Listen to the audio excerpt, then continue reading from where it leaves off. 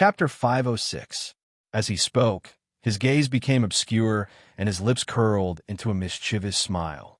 He kissed the corner of her lips and said in a low voice, "You can punish me however you want." Su Qianxi blushed and reached out to pat him. "You wish." Li Xiqing caught her hand and teased. "So there's no need for punishment? Uffed, if there's a next time, I will punish you to sleep on the floor and not on my bed." "That's too cruel." Li Xiqing frowned, looking like he had suffered a lot. "It's that serious?" Su Qianxi smiled, feeling a bit proud. Hugging his neck, she kissed him on the lips and said, "So you have to be careful in the future. Don't act on your own. Remember to report to me before you act, so that I don't worry about you for nothing." "Yes, ma'am." His voice was low and soft, with a smile on his lips. His eyes were full of love. Su Qianxi's heart was about to melt. Blushing, she looked away and pretended to be calm. "Now, go to the hospital for a prenatal checkup." He held her hand and put his other hand around her waist, saying softly, "Yes, ma'am." "Humph, don't think that I will be lenient next time." "You wish."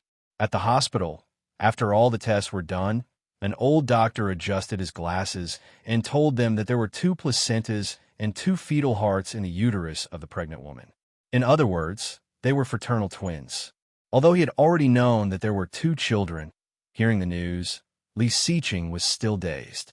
In a pair of cold and dark eyes, there was a little surprise and astonishment. His face, which had been calm since he entered the hospital, slowly became full of surprise. Fraternal twins, 2 fetal hearts, 2 placentas? Li Xiqing repeated this sentence, his heart racing. An indescribable emotion suddenly appeared from the deepest part of his body. 2 children? Fraternal twins? Repeating it again, Li Xiqing's eyes were as dark as the night sky, and at this moment, they were even more profound and bright. Did I hear it right? Su Qianxi looked into his eyes, which were even more dazzling at this moment. Curling her lips, she nodded in confirmation. Li Xiqing got the confirmation, and his eyes became even more misty. He suddenly laughed, reached out, and pulled her into his arms. His arms tightened as he hugged her. He deliberately lowered his voice and said, "Amazing, my wife is amazing."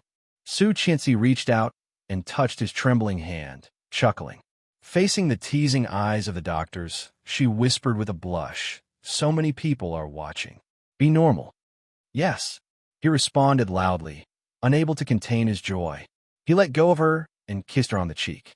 The smile on his face seemed to be trying hard to be contained, but it unconsciously became wider and wider. His uncontrollable laughter was low and moving. It was the first time that Su Qianxi had seen Li Xiqing like this. He could not hide his joy, and he could not control his emotions. He was really like a fool.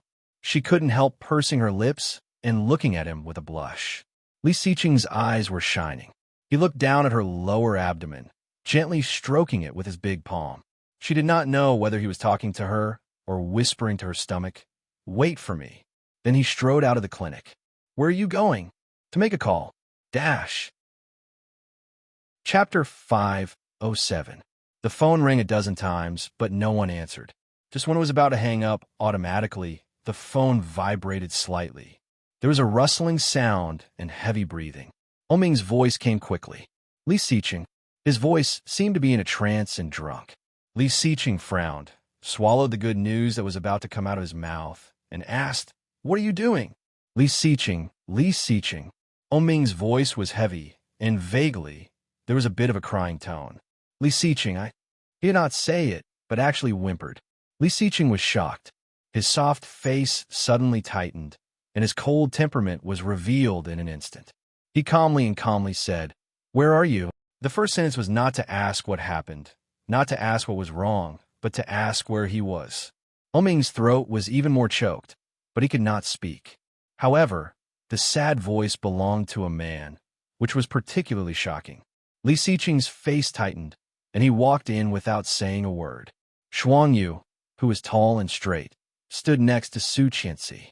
Seeing Li Xiqing coming over, she nodded to him. The doctor was telling Su Qianxi some things to pay attention to. Su Qianxi's face was full of the glory of maternal love, listening patiently. Ming's voice gradually became smaller, and he said, I am in the villa on Shishan. The villa on Shishan, where Ming kept you, Lily. Li Xiqing's eyes were covered with a layer of haze. Ming's appearance must have something to do with you, Lily. But to be able to force Ming like this, Yu Lily's ability was much greater than he thought. Li Xiqing did not ask much and said, I will be there soon. Then he hung up the phone. Su Qianxi looked over and found that Li Xiqing's mood suddenly became a lot worse. She was shocked, and the doctor happened to be at the end of the story. After a few words, Su Qianxi agreed and went forward to hold Li Xiqing's hand. She whispered, What's wrong? Something happened to Ming. I have to go and see. Li Xiqing's voice was very soft, but his mood was definitely not relaxed. I will send you back first. No, you go ahead. Shuangyu and Adar are there. Shuangyu always followed Su Qianxi and did not move half a step away. I'll take you back first, Li Xiqing insisted. After sending her to the car, he asked her to drive back to the old house. Along the way, Li Xiqing was a little absent-minded. She reached out and touched his hand, whispering, What's wrong with Ming? Li Xiqing shook his head. I don't know, but I've never seen him like that. What did it look like? Su Qianxi was very curious, but seeing Li Xiqing's pursed lips, she did not ask more. When they arrived at the old house, Shuangyu and Su Qianxi got out of the car together. Just as he was about to follow, Su Qianxi pushed him in. You go find Ming. I'm already home. You don't have to send me. For Li Xiqing, Ming and Luo Zhan were the closest people to him besides his family, especially Ming. Although they were not brothers, they were more like brothers. For someone as powerful as Ming to make Li Xiqing so worried, it must not be a small matter. Li Xiqing was pushed back, nodded, and looked at Shuangyu. Take care of her. Chapter 508. In the luxuriously decorated European-style room, the complicated classical curtains blocked all the light. The light in the room was dim, and there were bottles of wine lying on the floor beside the man in a disorderly manner. On the big bed in the middle of the room, a large amount of blood was shocking. The whole room was filled with the smell of alcohol and blood, which was disgusting. Ming leaned against the edge of the bed, still holding a bottle of red wine in his hand. His thin beige shirt was stained with blood. His eyes were hazy from drunkenness, and he could clearly see the tall and straight figure in front of him. You are here. Ming chuckled, but tears rolled down in an instant. Lao Er. Li Xiqing could never have imagined that he would see such a scene. Bloody, hideous, and embarrassed. At that moment, Ming didn't have any of his usual high spirits. This was clearly a toad in dire straits. His first reaction was to check Ming. Are you hurt? Li Xiqing pulled his clothes and found that his muscles were very smooth. There was no trace of blood at all. Ming pushed him away and said, It's not me, it's you. This blood is from you. Li Xiqing was shocked, but his heart was instantly relieved. A pair of dark eyes looked at him, unspeakably cold, and asked word by word, She is dead? You killed her? With so much blood, even if she was not dead, she had lost half of her life. However, how could Ming bear it? He liked you Lily so much. Ming's eyelids were half open, and he took a long breath and smiled. That blood is my child. My child is gone, and I lost it. What do you mean? Li Xiqing looked at him, took his bottle away, and threw it aside. That woman is pregnant? Now, she has a miscarriage? She wanted to break up with me. She took all the money. All the money she took from me all these years. She actually recorded it all. She threw the account book to me and said that she would pay me back what she owed me. Ming closed his eyes heavily, and tears streamed down his cheeks. Then you hit her? Hit her? How can I bear to? Ming reached out to touch the wine bottle, his hands shaking terribly. Li Xiqing quickly grabbed his hand and looked at him coldly. Then why is there so much blood? There's so much blood. Can the child survive? Ming's hands trembled even more. Looking at Li Xiqing, he held his head and shook his head hard. I didn't know she was pregnant. If I had known, I would not have treated her like that. I didn't mean it, but to put her on the bed? Was that why there was so much blood on the bed? Ming didn't say anything. He just stared at him. Such an attitude was tantamount to tacit approval. You. Li Siqing suddenly found that he did not know what to say. He wanted to scold him, but seeing him like this, he could not say anything. Where are they now? Chapter 509. I've told you long ago that this woman is an ungrateful wretch. How many times have I advised you not to provoke her? You. Li Siqing looked away irritably. Where is she now? Hospital. She doesn't want to see me. She hates me. What should I do? She wanted to break up with me. After this incident, I can no longer keep her, Siqing. Li Siqing was silent for a moment before saying, Now, change your clothes and go to the hospital to accompany her. She doesn't want to see me. You have to look even if you don't want to. You're the father of the child. You have the right to take care of her. It's her business that she hates you, but you have to do your duty. Oh Ming, get up. Li Siqing roughly lifted him up. He was a man of about 6 feet tall. Seeing the large blood stain on the bed, Oh Ming looked away and then went to the cloakroom to get his clothes. Siqing was right. It was her business that she hated him, but he must do his duty. Oh Ming wiped his face with a wet tissue, looked at himself in the mirror, and suddenly grinned. Every time, when he was helpless, Siqing could always say something inexplicably encouraging. How could Oh Ming have such a good friend and brother? No matter what happened in the future, he would recognize this brother for a lifetime. Oh Ming thought silently while unbuttoning his shirt. However, just before he finished, he heard Li Siqing's cell phone ring. Li Siqing picked up the phone and saw it was Li Jinan. There was heavy breathing over the phone, and Li Jinan's voice was a little anxious. At the same time, there was the sound of a sports car engine starting. Brother, sister-in-law has been kidnapped. Come back. Li Siqing's heart skipped a beat. Shocked, he immediately rushed out of the door and ran out. Oh Ming was startled by his sudden movement. Where are you going? There was no response. Su Qianxi watched the Bugatti leave and then went inside with Shuang Yu. However, suddenly, Shuang Yu's eyes narrowed. She looked alert and directly punched in the direction of Su Qianxi. Su Qianxi was shocked and exclaimed. Then she heard a muffled sound behind her. A short man was punched down by Shuang Yu, and Su Qianxi looked over in shock. Shuang Yu subdued the short man, but when she looked up, her face changed, and she roared. The 2 bodyguards guarding the door heard the commotion and immediately came to help. Su Qianxi was shocked and was about to look back, but then her hand was suddenly caught. A strong arm wrapped around her neck, and a cold touch was pressed against her neck. Come here, and I'll kill her. The voice was cold and harsh. It sounded rough and familiar. Tang Zhenghao. Su Qianxi stiffened her neck and did not dare to move. However, her body could not stop trembling, her breathing was rapid, and her heart was racing. Shuang Yu and the 2 bodyguards immediately stopped their movements and looked at the 5 men walking forward behind Tang Zhenghao. Each of them was holding a long steel pipe, and their faces changed dramatically. At this time, Su Qianxi calmed down and said, Don't be impulsive. If anything happens to me, he will not let you go. Tang Zhenghao grinned and ignored her. Looking at the bodyguards, he said, Such obedient dogs. Tell Li Siqing to come to the abandoned warehouse in the eastern suburbs alone. If there are too many people, there will be consequences. Chapter 510. Shuang Yu was so anxious that she almost cried. She immediately ran toward the door of the Li family, banging on the door and ringing the doorbell.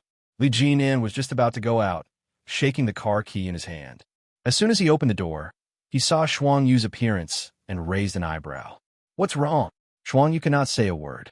She hurriedly gestured and pointed to the direction of Tang Zhenghao's car. Li Jinan looked at her gesticulating and thought it was fun. He crossed his arms and laughed with great interest, even though he didn't understand a word of what she was saying. Shuang Yu was so anxious that she stamped her feet and made a phone gesture to him. Li Jinan handed the phone to her, and Shuang Yu's fingers quickly typed. My wife was kidnapped. Li Jinan was shocked, and his face suddenly changed. Then Shuang Yu typed, Let Mr. Li go to the abandoned warehouse in the eastern suburbs alone, or he will bear the consequences. Bastard. Li Jinan immediately snatched the phone back and rushed out to drive. Shuang Yu also followed, pointing to herself to indicate that she could help. Li Jinan opened the door of the passenger seat. After she got in the car, The yellow Porsche suddenly rushed forward and rushed in the direction that Xuanyu pointed. Su Qianxi was taken into the car. Feeling the knife on her neck, her heart was beating so fast that it almost jumped out. But despite the fear in her heart, Su Qianxi was unexpectedly calm. Tang Jinghao finally let go. Su Qianxi looked at Tang Jinghao sitting on the side, shrinking to the corner, hands twisted together, and asked calmly, "What do you want to do?" Tang Jinghao glanced at her and sneered. "Don't worry, I will not punish you. I will give you to Tang Minjing later and let her play with you." "Ha! Happy?" Su Qianxi's heart skipped a beat, and her back was against the door. Thinking of Tang Minjing's hysterical and crazy posture in the hospital, she couldn't help but feel scared. That woman's mind had long been abnormal. Even her own child could fall like that. After being sentenced to imprisonment, she was transferred to a mental hospital. Now, what would she do with her? Su Qianxi's heart was shocked and unconsciously trembled. Tang Jinghao looked at her. She was obviously scared to death, but she pretended to be calm and acted as if nothing had happened. He only wanted to laugh in his heart.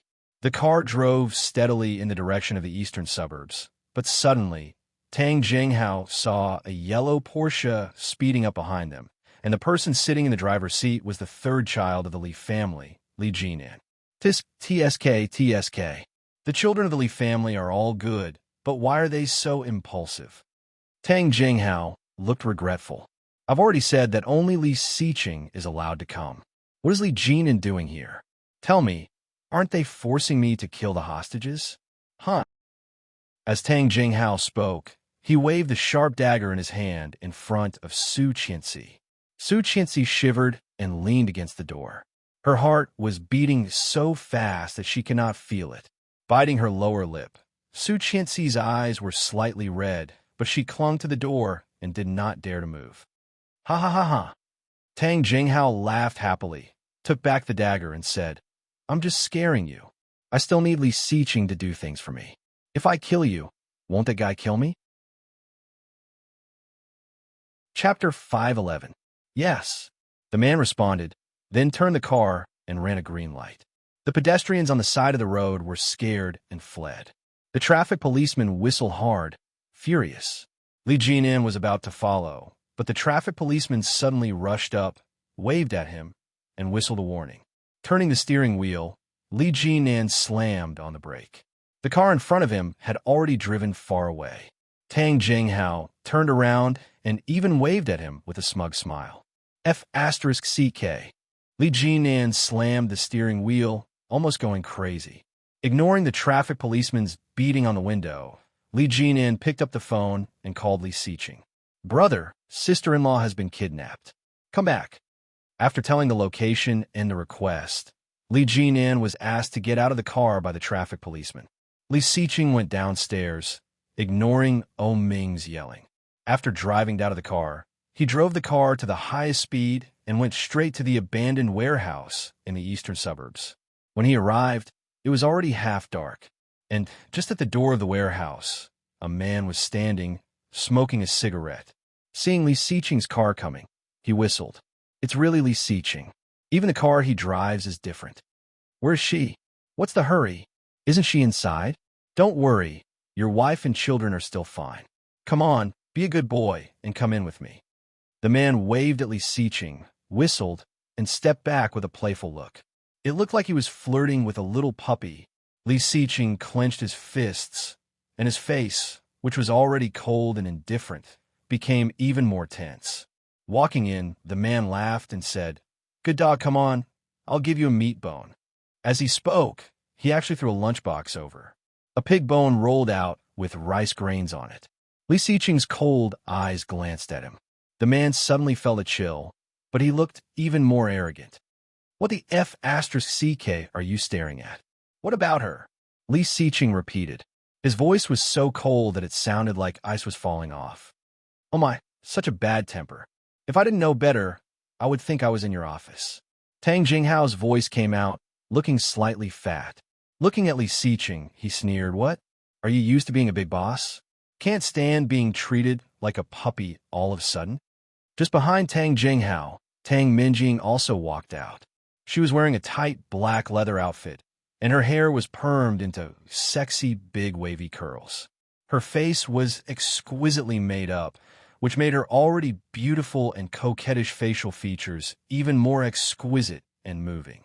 Especially her lips, which were bright red and dazzling. "Brother Siqing, you're finally here. I missed you so much." Tang Minjing smiled. Although she said so, there was no longer any infatuation on her face. All that was left was indifference. "You are here for me, aren't you?" Li Siqing looked at her, did not speak, and narrowed his eyes. In that pair of eyes that were as deep as an ancient well, the dangerous and threatening atmosphere was overflowing. Obviously, he was angry. Tang Minjing smiled and clapped her hands. Just inside the room, there came the sound of stumbling footsteps. Chapter 512. What do you want to do? Li Siqing's voice was unexpectedly calm. Looking at them indifferently, Li Siqing clenched his fists. However, as soon as he said that, he heard a strong sound behind him. Li Siqing was instantly alerted and dodged sideways. The next moment, he had already grabbed the hand of the attacker and twisted it. The attacker screamed and then took the steel pipe away. "Clap, clap, clap." Tang Jinghao clapped and said with a smile, "Nice move." Tang Minjing suddenly turned around and picked up a steel pipe. Patting it in her palm, she chuckled and pointed it at Su Qianxi's belly. Li Siqing was scared and roared, "Don't you dare!"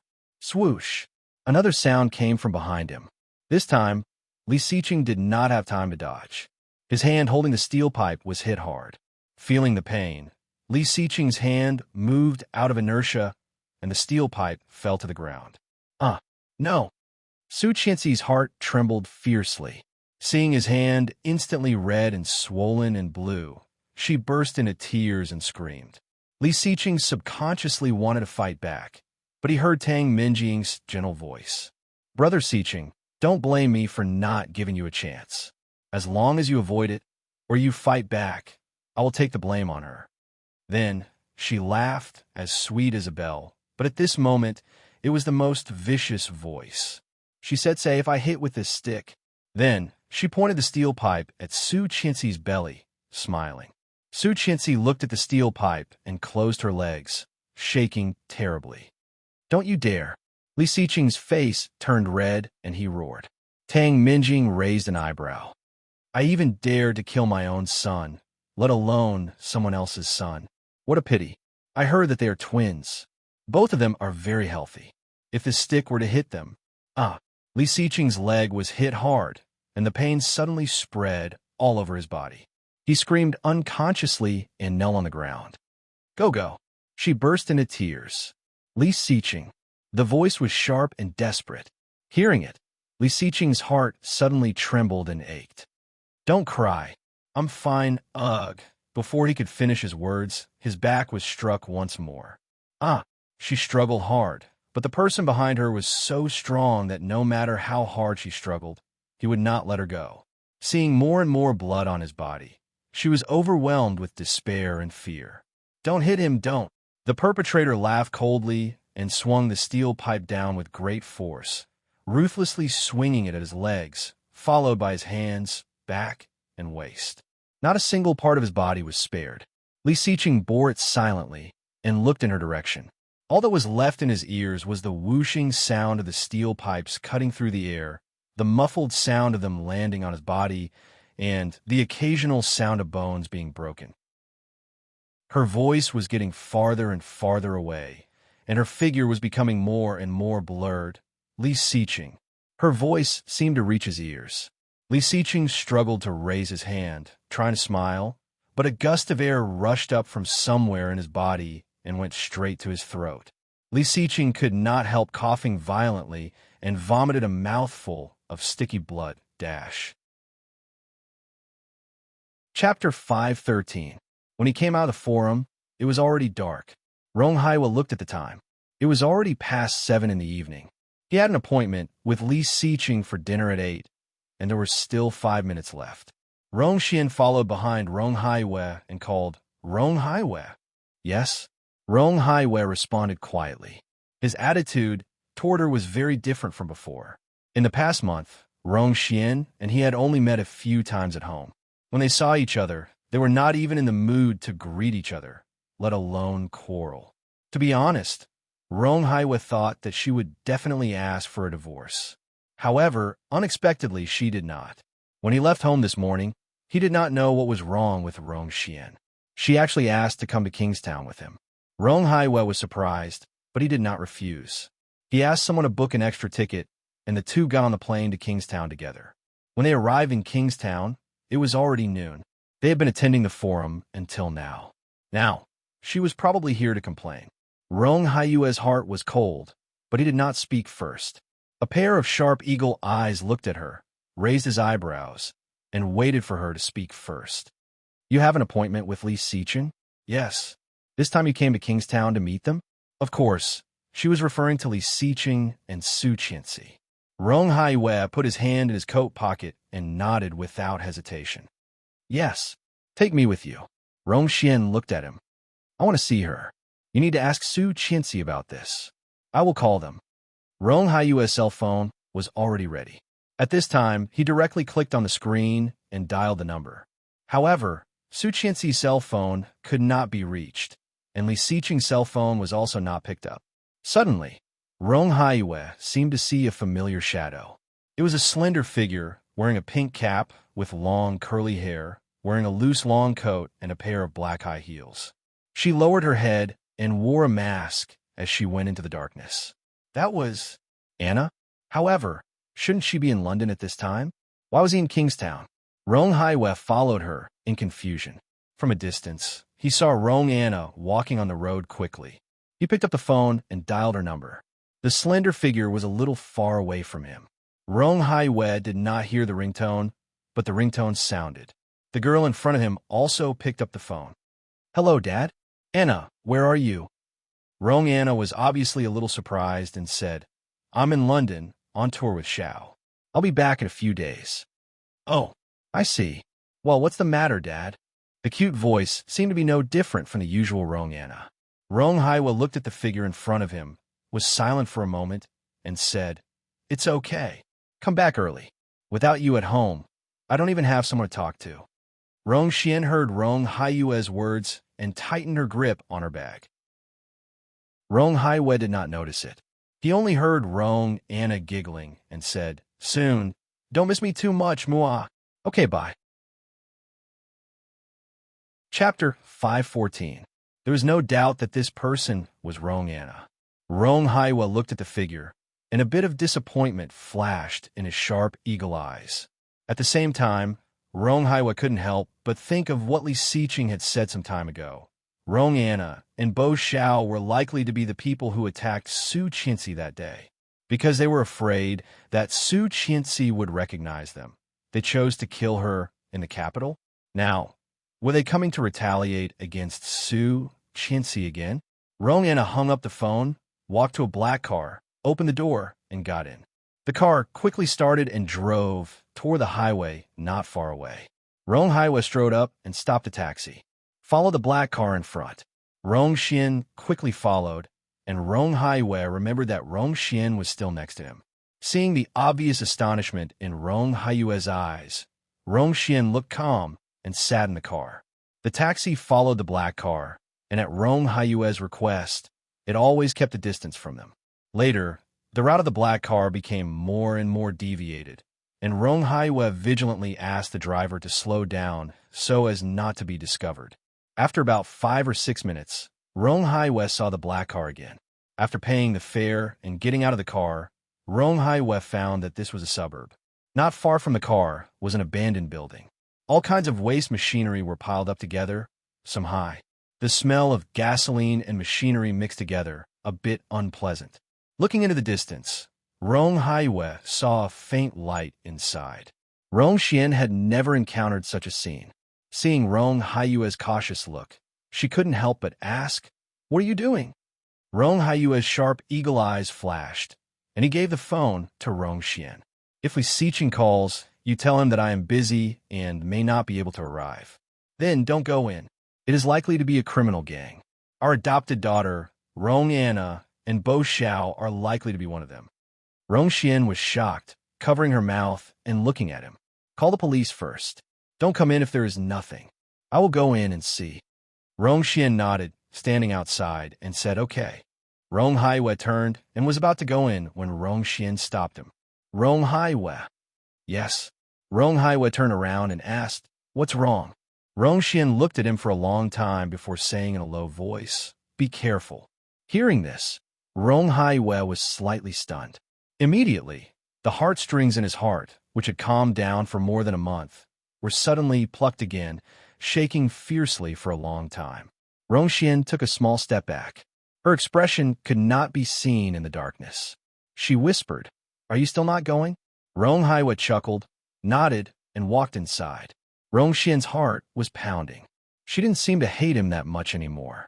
Ever since that slap, ever since he almost killed her, Rong Xian's lips curled into a self-deprecating smile. In the darkness, she muttered to herself, Rong Xian, you're so cheap. Su Qianxi was firmly imprisoned, crying so hard that her throat was almost split open, but no one moved or paid any attention. On the contrary, because of her crying, those people laughed even more proudly. Chapter 5:15. No more fighting. Finally, no more fighting. She cried so hard that she felt weak. Looking at Li Xiqing lying in a pool of blood, she felt like she had been cut into pieces. Why? Why did she do that to him? It was all because of her that Li Xiqing became like this. That was Li Xiqing.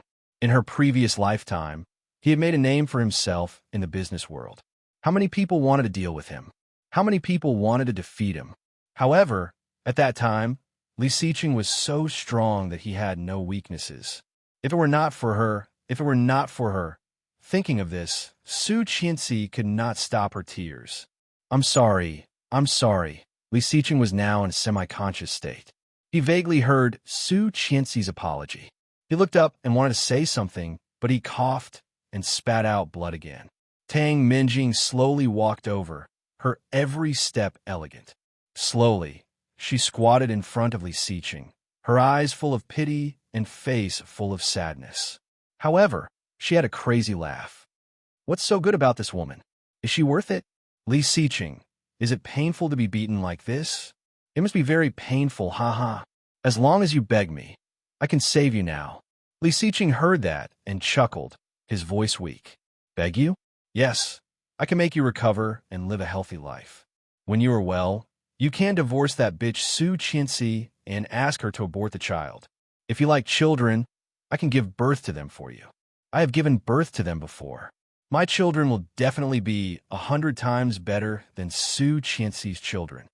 Tang Minjing grabbed his hair, lifted his head, and said with a smile, to be honest, I also like children. We can have many, okay? Li Xiqing closed his eyes and laughed even louder. Tang Minjing let go of him, arched an eyebrow, and whistled. It seems that you failed. Brother Xiqing, what's wrong with me? You used to say that I am beautiful and sensible. Whoever marries me will be very happy. But why don't you want to be a happy man? You have to push me away. Sad, really sad. Now, you're not only hurting me, but also your wife, your children, and your twins. Hee hee. Tang Minjing smiled and walked up to Su Qianxi. Gently touching Su Qianxi's face, she said, your skin is so good. 21, right? Her face is really full of collagen, young and beautiful. Don't touch her, Li Xiqing said with difficulty. He coughed up another mouthful of blood and blacked out. Tang Minjing immediately withdrew her hand, looking scared. I won't touch her. I don't dare. Ha ha. With that, he strode to the back and shouted, hey, time to work. As soon as Tang Minjing said that, two men walked out of the room with two big bottles in their hands. Looking at Li Xiqing and Su Qianxi, they sneered and opened the lids. Chapter 5:16. The strong smell of gasoline spread throughout the warehouse. Several men poured 4 barrels of gasoline around the abandoned warehouse. When Rong Anna and Bo Xiao went in, they saw Li Xiqing lying in a pool of blood, embarrassed and bloody. Li Xiqing's arrogance was nowhere to be seen. Seeing this, Rong Anna frowned and looked at Su Qianxi. Su Qianxi's emotions had collapsed, and there was only Li Xiqing in her eyes. Tang Minjing took out a lighter and played with it on her fingers, looking at the expression on Li Xiqing's face expectantly. Sure enough, there was finally a trace of emotion on Li Xiqing's face. He looked up at her and reached out to her. Tang Minjing raised her eyebrows with satisfaction, chuckled, and said, "You want to talk to me? What do you want to say? Go ahead." Stepping on high heels, she went forward and squatted down to listen. "Let her go." Li Xiqing's voice was weak but clear, with a bit of pleading. "She and the child are innocent. If you have any hatred, take it out on me. Don't touch her." Seeing Li Xiqing like this, Tang Jinghao was very proud. He laughed out loud and said, "Li Xiqing, you deserve this. It's a pity that I did not bring Li Xiao here. Otherwise, it would be wonderful. I will let you die with your father." "Wow, do you think Li Sun will cry?" "Ha! However, if I can kill you, it will be enough for the Li family. Next, it will be Li Xiao, Li Jinan, Li Beixing, Li Sun, and that bitch Qin Shuhua." Speaking of Qin Shuhua, the anger in Tang Jinghao's heart overflowed. He strode to Li Xiqing's side and kicked him hard. Li Xiqing groaned. Tang Jinghao kicked him several times in a row, making Li Xiqing convulse in pain. At the same time, Rong Haiwei carefully walked forward. Although he was a little far away, he soon heard the hysterical shouting inside. "No, I beg you, don't hit me. If you keep hitting me, I will die. I will really die." Rong Haiwei was shocked. That was Su Qianxi's voice. Hearing Su Qianxi's cry, Tang Jinghao felt comfortable. He pulled Li Xiqing's hair up and made him look at Su Qianxi, smiling wickedly. "Comfortable? Back then, when your mother killed my son, it must have been this comfortable." Then, Tang Jinghao grabbed Li Xiqing's head and slammed it against the ground, shouting, "Why? F***CK, you bitch. Why did my son fall down a mountain with you? You didn't die, but my son died? Why? Why?" Li Xiqing's head hit the ground, making a loud noise. Su Qianxi felt that her heart was also bleeding. Watching him being tortured was more painful than torturing herself. She closed her eyes, and tears fell silently. Despair, despair. No one came to save them. No one. Could it be that they could only wait for death? However, he suddenly heard Tang Jinghao scream. The voice came very suddenly and was completely out of place in the overwhelming situation just now. Then, Tang Minjing exclaimed, "Dad." At the same time, Rong Anna also said, "Dad." Chapter 517. Just Rong Haiwei. How could he suddenly appear? Su Qianxi felt like she was dreaming. Looking at him, she quickly screamed, "Mr. Rong, go. Dangerous, too dangerous." This time, it was not like last time when Mrs. Tang had a few gangsters. This time it was a drug gang, and they had more than one gun. Rong Haiwei heard Su Qianxi's cry and turned his head, but it was because of this that he was attacked by Tang Jinghao. Tang Jinghao was middle-aged and fat. When he was young, he was also in the army, and his strength was definitely not small. At this moment, Rong Haiwei was pressed to the ground, and his fat hand grabbed his neck. He picked up the steel pipe next to him and was about to swing it at Rong Haiwei. "Don't touch my father!" Rong Anna shouted, but Tang Jinghao did not stop. He directly swung his thick arm straight at Rong Haiwei's head. Rong Haiwei was a major general after all. At this moment, seeing this, he raised his knee and wanted to push him away. However, Tang Jinghao's weight was actually heavier than he thought. His neck was grabbed, and Rong Haiwei's face turned red. He bent his elbow and hit Tang Jinghao's head. Tang Jinghao was pushed up, and his movement was slightly off. With a strong push, Tang Jinghao lifted the steel pipe in his hand again, ready to hit Rong Haiwei's head. Swoosh! The originally loud gunshot under the silencer became a subtle sound of breaking wind. Rong Haiwei clearly heard the sound of flesh being pierced. He was shocked and looked up, only to see Tang Jinghao's eyes wide open and his body stiff. Then, Tang Jinghao's body fell straight forward, steadily pressing on Rong Haiwei's body. The steel pipe that was originally held in his hand also fell to the ground in an instant, making a clattering sound. Blood flowed down Tang Jinghao's neck to Rong Haiyue's body, with a warm and moist feeling clearly into his clothes. Rong Haiyue was shocked. After pushing Tang Jinghao away, he immediately looked in the direction of Rong Anna. Rong Anna did not move, but the man standing next to her, holding a pistol, his eyes cold and indifferent. He did not panic at all because he had killed someone. Obviously, he was not a newbie. Tang Minjing screamed, "Dad." With this scream, Rong Haiyue seemed to wake up from a dream and push the body away. Tang Jinghao's body lay on the ground, his eyes wide open, motionless. Tang Minjing hurried to Tang Jinghao in her high heels, looking incredulous.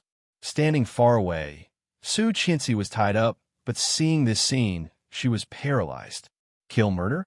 The gun was fired by Bo Xiao. He had killed Tang Jinghao. Rong Anna also exclaimed and shouted in disbelief. "You are crazy? That's Tang Jinghao. The goods are still with him. He's too annoying and naggy. He'd beat Li Xiqing like this when we're not here. Who's going to help us now? One idiot. The goods are still with him?" Rong Haiyue immediately caught the point. He got up and was furious. "Anna." Rong Anna was shocked, and her first reaction was to respond, "Dad, what are you doing? Are you really selling drugs? Did you really go with Bo Xiao to do this?" For a moment, Rong Anna did not know how to explain. Suddenly, there was a subtle sound outside. It was the sound of a gun being loaded. Hearing this subtle sound, both Bo Xiao and Rong Anna's expressions changed. Who was outside? Chapter 518. Bo Xiao made up his mind and gestured to Rong Anna, and the people behind him immediately understood. One person went forward to check and suddenly stopped, turning around and shouting, "Police! So many police, run!" Both Bo Xiao and Rong Anna were shocked. For the first time, several people inside all rushed toward the back door. "Don't even think about leaving," Tang Minjing suddenly yelled, picked up the phone in her hand, lit it, and threw it at the place where the gasoline had been poured. Boom! The fire suddenly sprang up, without warning, unprepared. Scorching waves of air rushed over in an instant, bringing with them the smell of burning ruins and the smell of gasoline. Every place was covered in a layer of orange-red flames. The man finally let go of her. She was caught off guard and collapsed. The man looked at Tang Minjing angrily and shouted, "Crazy, you are crazy. We can't get out like this." "Ha ha ha." Tang Minjing laughed almost crazily, holding Tang Jinghao's body, with tears and cruel laughter. "Why do you want to go out? Don't even think about going out. Aren't you afraid of the police? With such a big fire, the police dare not come in. All of you die together. Mother crazy." The man went up and directly hit Tang Minjing with a stick, hard on her body. Tang Minjing screamed. The man was still angry and kicked her in the back hard. "Go, don't hit her. Take her with you. She knows where the goods are." Bo Xiao shouted, but he took Rong Anna and rushed toward the back door. Seeing this, the man cursed, but immediately no longer hesitated. He directly pulled Tang Minjing up and ran toward the back door. "Rong Anna, stop!" Rong Haiyue roared. "Bo Xiao, where are you taking my daughter?" Rong Anna slightly paused, turned around, and saw Rong Haiyue's expression. Bo Xiao pulled her and roared, "Do you really think he is your father? His daughter is there. Who do you think you are? Come with me." Rong Haiyue heard this, and his heart sank. How did they know? He clearly did not tell them about this, and he did not reveal anything when he returned home. When did Rong Anna know? When Rong Anna heard Bo Xiao's words, she was moved. She looked at Rong Haiyue and whispered quickly, "I'm sorry, Dad." "Anna." Rong Haiyue's voice was flustered and scared. "Anna." But Rong Anna no longer stayed and rushed straight to the back. "Mr. Rong, help!" Su Qianxi cried, her eyes full of begging. Her voice was hoarse and choked. "Please save us. Hoo. For a moment, the fire grew fiercer and fiercer, and crackling sounds of explosions could be heard everywhere. This was an abandoned electrical appliance factory. Abandoned machinery and industrial wreckage were the most dangerous. Surrounded by the fire, only the half-dead Siqing, Su Qianxi, and Rong Haiwe were left. Rong Haiwe was disappointed with Rong Anna, but he quickly reacted. He walked towards Su Qianxi and untied her. Just at this moment, the sound of panicked footsteps came from outside. 5 or 6 people filed in. Seeing this scene, someone quickly gave orders. One of you stay behind. The rest go after the criminals. Chapter 519. However, she did not dare to touch him. Did not dare. There was no place on Li Siqing's body that was not stained with blood. Just like that, he lay quietly on the ground. Even his breathing was very weak. What to do? What to do? Su Qianxi burst into tears. Take him to the hospital. Take him to the hospital. Hurry up. Rong Haiwe wanted to, but there was nothing he could do. Don't move. The policeman warned, squatted down to check, and announced, there are many fractures on the body. Don't move. If the bones pierce the internal organs, it will not be fun. The fire was getting bigger and bigger, and there was the sound of explosions from time to time. The unpleasant smell of burning machinery kept coming. It's dangerous. Take her away first. Li Siqing's voice was very weak. Take her out first, please. No, no, Su Qianxi cried. If we go together. No, I don't want you to die. The child can't live without a father. Please save him. Take him with you, I beg you.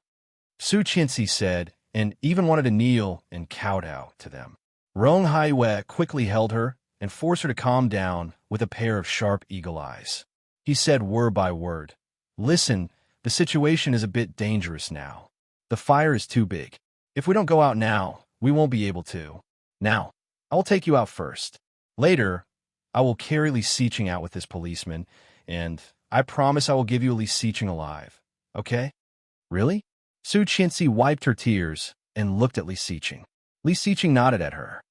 Be good and protect the child first. I will go out later. But no buts.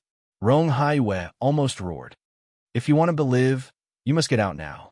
Get out. Only when you get out safely can we have nothing to worry about. Su Qianxi stopped crying and nodded dumbly.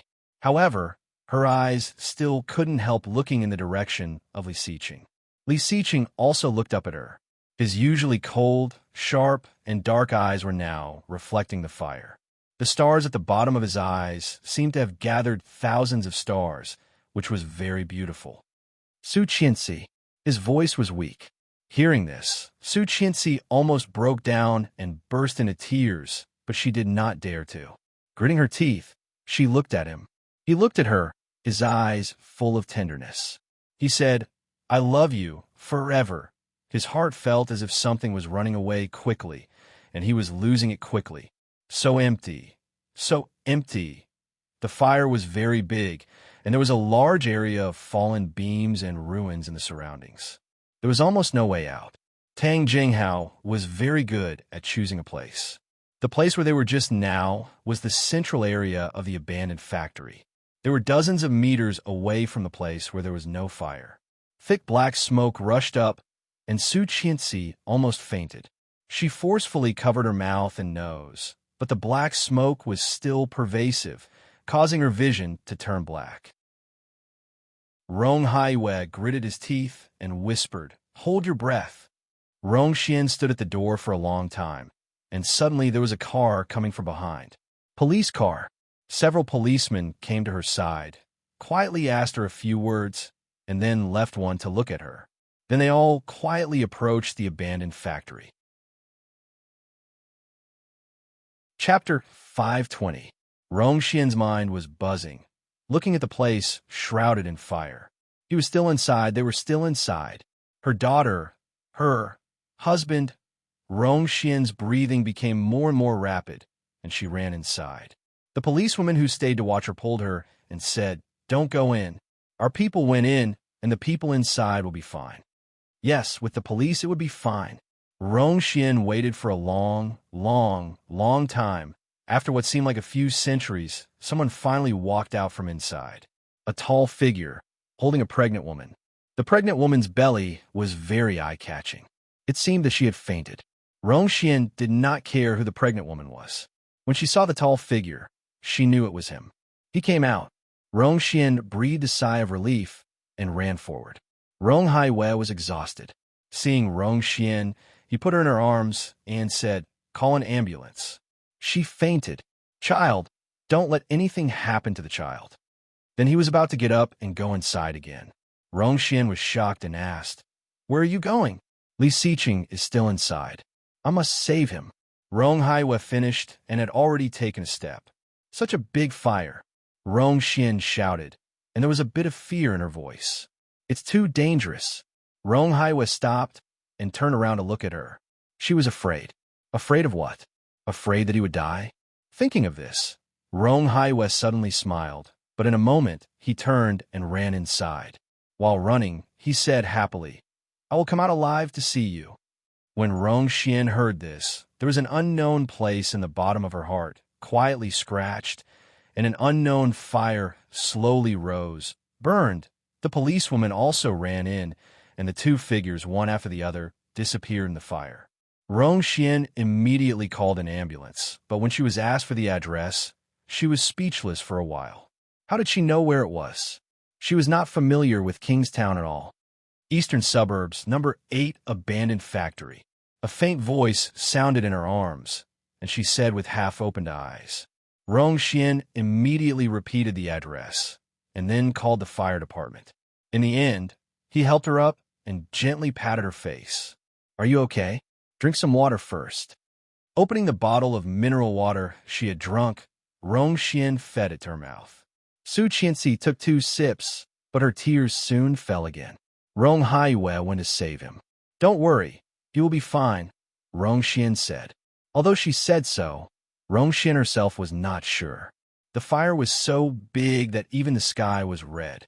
The black ruins flew into the sky and then disappeared without a trace. A Porsche sports car drove over, and Su Qianxi and Rongxian looked back at the same time. When Li Jinan saw Rongxian, he was stunned. "Sister-in-law." Su Qianxi saw Li Jinan's face, which was quite similar to Li Xiqing's. As if grasping a life-saving straw, she reached out to him and called, "Uncle." Li Jinan immediately came over and supported her. "How is it? Where's my brother?" Chapter 521. "Yes." Li Jinan's tone was firm. "Of course he can. He is Li Xiqing. If he does not come out, the world will be in chaos. He will not dare not to come out." Yes, he was Li Xiqing, and he would not die. He did not dare to die. He had a great responsibility. He was carrying the entire Li group on his shoulders, as well as her and the children, their home. Su Qianxi's heart, because of this sentence of Li Jinan, slightly calmed down. Yes, how could he die? How could he dare to die? No way, no way. I'll go inside. I'll go inside to find him. Boom. Li Jinan's words, only 3 words, were stopped by a strong explosion and swallowed back into his mouth. Fire from all the exits of the low factory burst out, carrying a scorching heat wave, like a burst balloon. In a moment, it turned into a raging fire straight to the sky. Dyed the clouds red, dyed the sky red. High flames jumping in the sky, forming a strange big smile, revealing hideous fangs, as if it was proud, as if it was showing off. "Look, I swallowed the man you love most." The debris of the wall, the industrial wreckage, suddenly splashed out, hitting their bodies and faces. It was not heavy, not big, not painful, but it pierced the hearts of the 3 of them in an instant. Li Jinan stared, looking at that place, unable to believe it. "Ah!" Su Qianxi screamed sharply, desperately climbing up in Rongxian's arms, climbing in that direction. "Li Xiqing, Li Xiqing." Li Jinan quickly grabbed her and pulled her back. Rongxian was also stunned. Hearing Su Qianxi scream, she did not know when her throat had been choked and painful. It was more painful than when Rong Haiwei pinched her. "Uncle, let me go, let me go." Su Qianxi's eyes had long been red and swollen. At this moment, looking at the place covered by the fire, in her heart, there was an unspeakable despair, like a cold tide, engulfing her and wrapping her. Unable to struggle free, Unable to resist, Li Siqing. Su Qianxi struggled and looked in that direction. Her crying voice had long been broken. Her throat had long been split open, and it was so dry that smoke was coming out. The pain went straight to her heart, burning, not giving her any room to breathe. So painful, so painful. He must be in more pain. Li Siqing, Mr. Li's sister-in-law. Li Jinan's voice was hoarse, but he was calmer than usual. He pulled her along and assured her, he'll be fine. He'll be fine. Su Qianxi felt like her heart had been slapped. It hurt so much. What should she do? She seemed like she couldn't take it anymore. He felt a weight on his hand. Looking down, she had already passed out with her eyes closed. Rong Haiwei. Rong Xian looked at the sea of fire and rushed forward like crazy. The 8-centimeter pointed heels made Rong Xian fall down after running for 2 steps. Rong Haiwei, Rong Haiwei. Rong Xian's eyes were blurred by tears. She took off her high heels and ran around the back of the warehouse barefoot. It was very hot. The temperature on the ground was so high that Rong Xian could hardly stand. The raging fire had wrapped the entire building tightly. There was no place to go in, and there was no place to go out. No, that won't happen. There must be a way. There must be a place to go out. Chapter 522. Was it just because she lied to him more than 20 years ago, so he was going to lie to her again now? How could it be? How could it be? Rong Xian ran toward the back, her mind blank. The long cheongsam skirt had been rolled up by her. She threw away her coat so that she could run faster. But what about Rong Haiwei? Rong Haiwei? What about him? The abandoned factory was very big, really big. There were glass shards and rusty nails on the ground around them, and Rong Xian's feet were already bloody. Finally, in the back, on the other side of the abandoned factory, in the opposite direction from where they had just stood, there were 2 people lying. One of them was burning fiercely and was on the verge of death. He was wearing a police uniform, and his long hair had long been burnt to ashes. His body was twitching, but she was not dead yet. The other one, 4 or 5 meters away from the burning policewoman, was smoking slowly, but motionless. Rong Xian's tears fell immediately. She rushed up and turned the man over. Very hot, very hot. Rong Haiwei was burned to a bloody mess, but he was not dead, not dead. Found it, finally found it. Ah! Rong Xian hugged him and couldn't help crying. Rong Haiwei. Rong Haiwei vaguely seemed to hear someone calling him. The voice was so familiar to his bones. Wasn't this the voice of the woman he had been trying to please for more than 20 years? Was she crying? Was she calling his name? Rong Haiwei opened his eyes in a daze and could only see a shadow reflected in the fire. Rong Xian. Rong Xian wiped her tears and said, "Wait, I will call someone." Then she carefully put him down and then thought of something. She used all her strength to drag him out. After a full 10 or 20 meters away from the fire, she stopped. When she walked to the policewoman was still burning. However, she was no longer moving. There was blood flowing out of her head, and it was hideous. Dead. She was burned to death alive? "I'm sorry," Rong Xian said, and then ran back the way she came. Just then, the ambulance and the fire truck had arrived. Rong Xian was ecstatic and shouted, "Help! Someone was still alive. Someone was still alive. Help!" Kingstown Morning News. Last night, an abandoned factory in the eastern suburbs of Kingstown caught fire and exploded. According to investigations, this was originally an electrical factory. After being abandoned, the old factory did not recycle some of the waste electrical appliances, which led to the tragedy. The firefighters worked overnight to put out the fire. It wasn't until 5:37 a.m. this morning that the fire was completely extinguished. A policewoman behind the factory was unfortunately killed by the explosion. Another person was seriously injured. No bodies were found at the scene of the explosion. Traces of DNA found at the scene include the former CEO of the Tang Group, now wanted for economic fraud, Mr. Tang, the current captain of the Kingstown Criminal Police Unit 3rd Team, Mr. Xie, and the most respected CEO of the Li Group.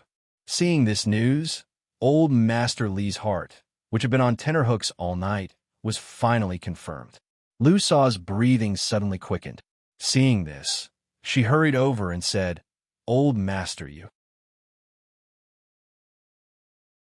Chapter 523. Seeing this, Lu Sha knew that she could not hide it anymore. The tears that she had finally stopped came again. Captain Li slumped onto the sofa. His eyes were slightly red, and his breathing quickened. "Captain, don't be like this." "Mr. Li, where's Qian?" Captain Li's eyes were misty, and he took a deep breath. "Where's Qian?" "In the hospital. Mr. Li, and his wife are all there." "Huh, very good. The whole family is hiding it from me."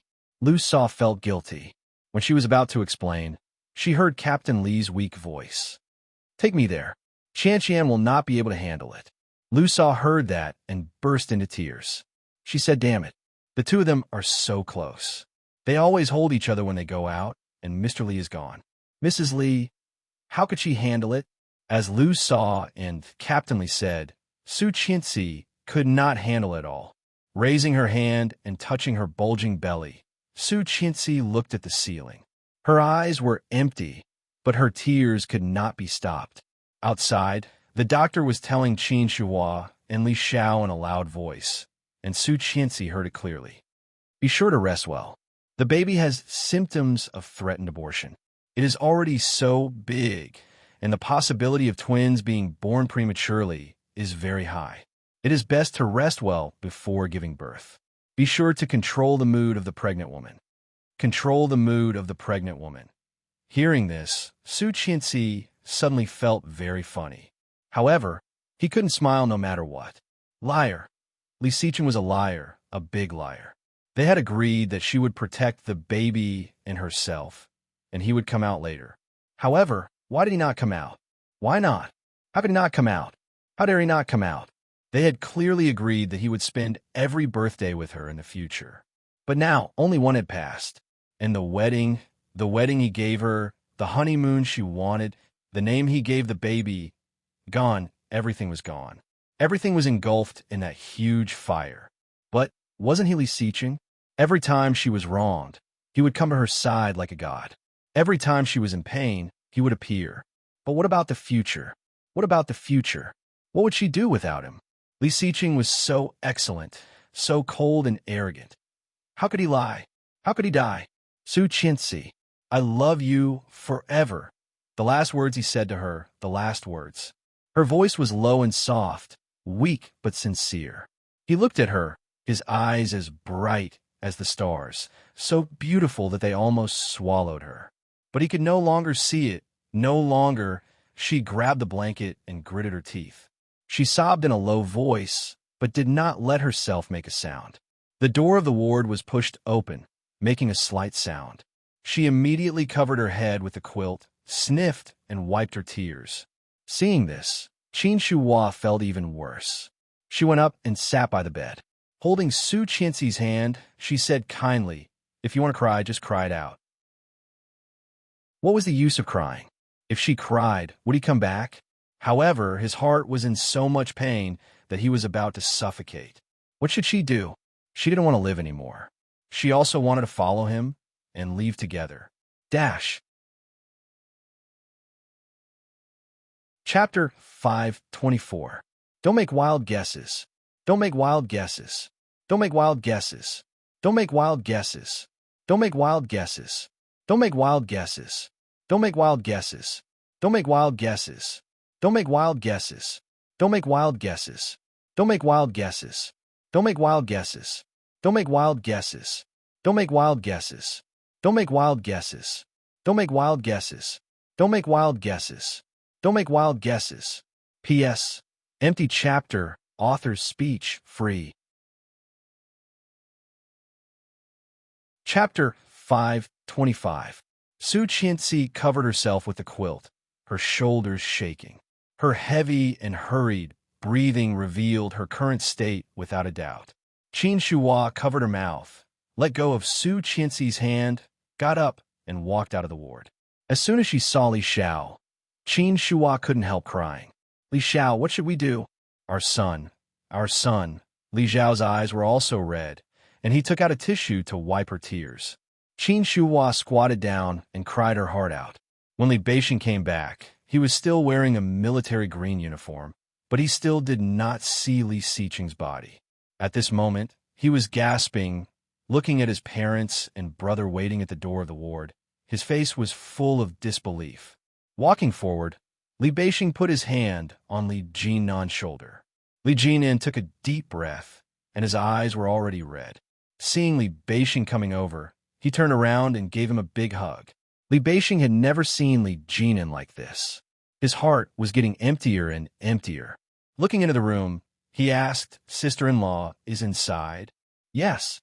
Li Jinnan let go of him, his eyes slightly wet. Since she came here, she has not made a sound, secretly crying. Li Beixing took a step back, looking at them. The tall and straight military green figure was indescribably majestic. He asked, "Have you seen his body?" "No." Li Jinnan covered his face in pain and sat on the stool. His voice was slightly choked, with a strong sense of self-blame. "How can I see a body after such a big explosion? How can there be no body? Isn't there a body?" Li Beixing did not want to believe that the high-spirited and decisive Li Xiqing was gone. "Are you kidding me? Any of them could die first, but Li Xiqing definitely had the last laugh. He was despicable and shameless. His endurance and perseverance were also extraordinary, and his vitality was even more tenacious. How could he be dead? If he is alive, I want to see him. If he is dead, I absolutely will not believe that he is dead without seeing his body." Li Beixing's voice was sonorous, looking at Li Jinnan. "Have you looked for him? Are you sure?" Li Jinnan did not speak, nor did he take his hand away. He just covered his face and sat quietly. Suddenly, someone in a police uniform came over. When he saw them, he asked, "Are you Li Xiqing's family?" "I'm the policeman in charge of this case. My surname is Li." Li Jinnan finally looked up at the police officer. "We found a relic that might belong to Mr. Li at the scene. Your family can confirm it." Bang! The door of the ward was suddenly pushed open with great force. After being slammed into the wall, it bounced back. A slender figure trotted over barefoot. Su Qianxi's face was pale, her eyes were red and swollen, and her hair was messy. She looked at what the police officer was holding. That thing was wrapped in a plastic bag. It was burnt black by the fire, and its shape had completely melted. However, from the blurry figure and the small diamond and gem that were burnt to ashes, it could be seen that it was originally a bird-like creature. Seeing it, Su Qianxi's lips trembled, and she grabbed it. He reached out to touch his neck, where he was wearing a noble and elegant swan. The lines were smooth, soft, and delicate. Looking at the gemstone and the diamond, these two should have been a pair. Chapter 526. This was what swans were like. They were loyal to love, to the other half, until death. Su Qianxi's eyes were blurred. She did not want to cry. Li Xiqing was not there. No one would care for her, and no one would help her wipe her tears. She looked down, and big tears fell on the soles of her feet. Su Qianxi found that she had forgotten to wear shoes again. "It was really cold. Li Xiqing, help me bring my shoes over and rub my feet, just like this morning, okay?" No one responded. Su Qianxi's lips twitched, feeling a splitting headache. People around her seemed to be talking, but she could not hear a word. Slowly turning around, she walked toward the bed without saying a word. So tired, so tired. "Honey, hold me. I can't stand still. I'm gonna fall." Her vision was getting darker and darker, and her body was getting weaker and weaker. Her legs softened, and she fell straight to the side. In the next few days, Su Qianxi spent all her time in sleep. She had a bad appetite, very bad. She basically relied on fluids to maintain her physical strength. Finally, on the fourth day, she asked to be discharged. Returning to the old house, she fell asleep again. When she woke up again, it was already evening. There was no light in the room, and it was very dark. When Su Qianxi opened her eyes, she immediately saw a tall figure standing by the bed. His figure was straight, and he was wearing a suit. He seemed to have sensed that she had woken up and turned to look at her. His eyebrows were like a painting, his facial features were cold and delicate, and his jaw was tight. When he saw her, his eyes slightly curved. Su Qianxi looked at him incredulously and froze for a moment. Li Xiqing's eyes were full of love, looking at her tenderly. Turning around, he walked over slowly, reached out, and rubbed her hair. He smiled and said, "You are getting lazier and lazier." Su Qianxi's eyes were filled with tears. Reaching out, she wanted to touch his hand. However, when her hand just reached out, the handsome figure suddenly disappeared. In the dim light, there was nothing. No one. No Li Xiqing. There was nothing. "Honey." Su Qianxi suddenly got up and reached for the place where he had just stood, but what she caught was only air. Nothing at all. Large drops of water fell. Su Qianxi hugged the quilt, hugged her knees, and curled up in the corner of the bed, crying loudly. The door was knocked, but Su Qianxi did not seem to hear it. She covered her head and did not move. The door was quickly opened. The old man walked in with his walking stick and turned on the lights. Luxurious crystal lamps hung high in the sky. Warm yellow light shone down, illuminating everything. Old Master Li slowly walked up, moved the stool by the dressing table, and sat down by the bed. Su Qianxi finally came back to herself, took a tissue to wipe her tears, and called, "Grandpa." Old Master Li looked at her with heartache. His eyes were slightly wet. He nodded and asked kindly, "Shall we eat?" "Grandpa hasn't eaten yet. I'm getting old and can't help being hungry." "I'm not hungry," she said with a hiccup. "How can I not be hungry? I didn't eat last night. I slept in the morning and noon. I have to eat a little." "You're not hungry, but the child is." Chapter 5:27. How could it be? How could it be? If it were not for these two children, if it were not for these two children, Su Qianxi's eyes dimmed. She stroked her belly and did not speak. "Grandpa is old, and I can't afford to lose anyone. It's best if all of you are alive and well, or bless me to kick my legs when I sleep at night." "Grandpa," Su Qianxi interrupted him and sobbed again. "Don't say that." She had lost Li Xiqing, and she could not lose Grandpa. No one could. If even her grandfather was gone, then in this world she would really have no more relatives. Her beloved Grandpa, her beloved Li Xiqing. Grandpa Li did not speak, looked at her, and said softly, "Come out for dinner. Your good friend is here to see you." "My good friend?" "A young man named Lu. He is polite and well-behaved. I asked him to stay for dinner. When you go out, we can start eating." Grandpa looked at her lovingly and stood up with a smile. "Hurry and wash up. Don't let your good friend see you as a joke." Su Qianxi was a bit dazed and nodded after a long while. When Grandpa went out, he closed the door. Su Qianxi got up and looked at the clothes she was wearing. It was a long-sleeved spring pajamas. Li Xiqing picked it for her. Lifting the quilt and sitting on the edge of the bed, Su Qianxi's feet touched the ground, which was cold. At this time, a pair of big hands would bring her a pair of furry shoes. While helping her put them on, he warned, "Next time, don't kick the shoes under the bed." Su Qianxi whispered with red eyes, squatted down, and took out a pair of shoes from under the bed. She put them on and went into the bathroom. His towel, his toothbrush, his cup, his razor, his aftershave, all of them were there, clean and tidy. Su Qianxi glanced at them and was slightly dazed. But soon, she began to wash up. She had not eaten for a few days, and she did not have much energy. After taking a shower and drying her hair, she walked into the cloakroom and opened the closet, which was full of clothes. 3/4 of them were hers, and only a very small part of them were his. However, when did she have so many? Since when did she have so many clothes? All of them were the latest and most fashionable spring clothes of the season. There were a few that she had worn before, but most of them were brand new, washed, and hung there quietly. She had never even seen them before. She took a floral dress that Li Xiqing had worn for her and put it on. However, she could not zip it up. She then realized that her body had become a bit clumsy. No matter how hard she tried, she could not pull herself up. "I'm just pregnant. It's not like I can't take care of myself. You dress me every day. What if I can't find my own clothes in the future? Then I'll help you wear them until you grow old." His deep and mellow voice seemed to still be ringing in her ears, softly tugging at her heartstrings. Su Qianxi looked at the wardrobe full, and after a long while, she whispered, "Honey, help me pull it up. I can't reach it." However, there was no response.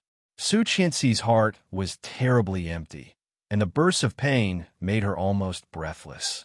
In the future, no one would help her put on clothes or zip her up. No one would suddenly appear when she was helpless and at a loss.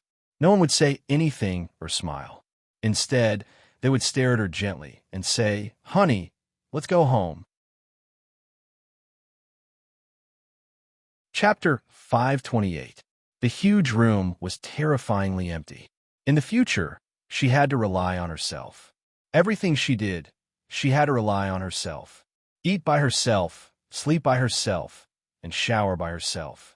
No one would warn her to wear shoes when she got out of bed, and no one would warn her not to sneak snacks before going to bed every day. Every day, no one would wake her up, accompany her to eat, buy her clothes. However, could she still live like this? Yes. Wasn't it the same in her previous life? No one helped her, no one looked at her, and no one would care about her emotions. At that time, so many years had passed, hadn't it? Now God just gave it all back to her again. That was all. What right did she have to become so unreasonable and delicate now? It's all your fault. Tears welled up in her eyes, but she refused to fall. You spoiled me and then disappeared. What do you want me to do in the future? What should I do? Her heart ached fiercely and also fiercely empty. The person who had once lived in her heart had cruelly pulled himself out, leaving her alone to face everything, all alone and helpless. "Qianqian, are you done?" Grandpa's voice, with a kind, tentative tone. Su Qianxi quickly wiped her tears, tried to make her voice calm, and said, "I'll be right there." After much effort, he finally zipped it up. She simply applied some makeup to make herself look less awkward. After that, she tied up her hair to make herself look more energetic. Patting her face, she finally walked out. The family, Li Sun, Li Xiao, Qin Shuhua, Li Jinan, and Li Beixing were all there, as well as two outsiders who should not be here, Lu Yihan and Luo Zhan. At the moment when he saw Su Qianxi, under the rimless glasses, a pair of peach blossom eyes flashed with distress and tears. "You've lost weight." His voice was unusually low and hoarse. Luo Zhan noticed that something was wrong with him and elbowed him. Lu Yihan had a smile on his face and called Qianqian. Su Qianxi also smiled, but the smile was just a little curve. "Why are you here? Look at you." Lu Yihan did not avoid it, and his eyes fell on her belly. "You must have not eaten well recently. You are too thin, even thinner than before you were pregnant. This is not good for the child." Not only did she lose weight, but her eyes were also swollen like walnuts. Although she had put on makeup, she still couldn't hide her paleness. All because of Li Xiqing. Lu Sa quickly brought out the dishes and shouted, "Come and eat." Mr. Lu also cooked something just now. "It looks delicious. Come on, second young mistress. I heard that it's your favorite. It's still warm." Hearing that, Su Qianxi was slightly dazed. Lu Yihan sat up from the sofa, walked towards her, and said, "I made spring bamboo shoots, your favorite. Do you remember?" Spring bamboo shoots. She hadn't eaten Lu Yihan's spring bamboo shoots for many years. In the past, when she was poor and had no money to eat, he would always give himself half of his lunch.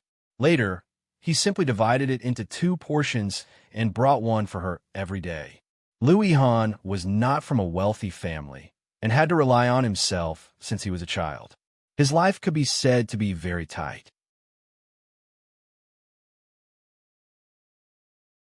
Chapter 529. Thinking of the past, Su Qianxi smiled and nodded. "I like it now, too." Lu Yihan's eyes were softer, but he did not linger on her. He said ambiguously, "It seems that preferences will not change all of a sudden." "Ahem." Luo Zhan coughed softly and said, "Come on. I'm not an outsider, so I won't stand on ceremony. Uncle, Annie, big brother, third brother, let's eat together." Li Jinan smiled. "Luo Zhan, I haven't seen you for 2 or 3 years, and you have become more shameless. Well, it is not the first time we have met. Why are you so polite?" Luo Zhan's smile made the atmosphere a little more lively. Captain Li also smiled and waved at Su Qianxi. He pointed to the seat next to him and said, "Qianqian, come and sit here." Su Qianxi took Lu Yihan to wash his hands and sat next to Captain Li. Lu Yihan naturally sat next to Luo Zhan. Today's dishes were dazzling. Many of the dishes were her favorites, but Lu Yihan cooked more than just a plate of bamboo shoots. There was also eggplant with garlic sauce, shredded pork with mushrooms, fish head tofu soup. A lot of them, all of which were her favorites. She knew at a glance that these were Lu Yihan's dishes, and they looked completely different from Lu Sa's. She took a sip of the soup, which was very fragrant. The soup was very fresh and white, delicious and sweet. Su Qianxi's eyes were filled with tears, but she quickly shrank them back. She picked up the chopsticks and picked up a piece of eggplant. Familiar taste, familiar craftsmanship. But obviously, Lu Yihan's cooking was better than before. Delicious. Su Qianxi's voice was a little choked, but she soon smiled. Lu Yihan smiled, looking at her with satisfaction in his eyes. Everyone could see the subtle atmosphere, but no one pointed it out. Su Qianxi's appetite was surprisingly good today. She drank 2 bowls of soup and half a bowl of rice. Although he didn't eat much, it was much better than a few days ago. After dinner, Captain Li invited Lu Yihan to stay for tea. Su Qianxi sat on the sofa in the living room and listened to Lu Yihan talk about some strange adventures. Su Qianxi was not stupid. She could tell that half of it was true, but she still listened with great interest. In addition, Luo Zhan was rudely teasing her, making her laugh from time to time. Her mood suddenly became a lot better. Li Jinan and Li Beixing looked at each other from afar and didn't say a word. Li Xiao and Qin Shuhua also saw it, and a sense of crisis rose in their hearts. They looked behind them at the old man who had made all this happen. The old man sighed. "That's it. We can't let Qianqian stay silent all the time. This kid has a good relationship with Qianqian. They've known each other for so long. He should be the person who understands her the best." But Xiqing just left.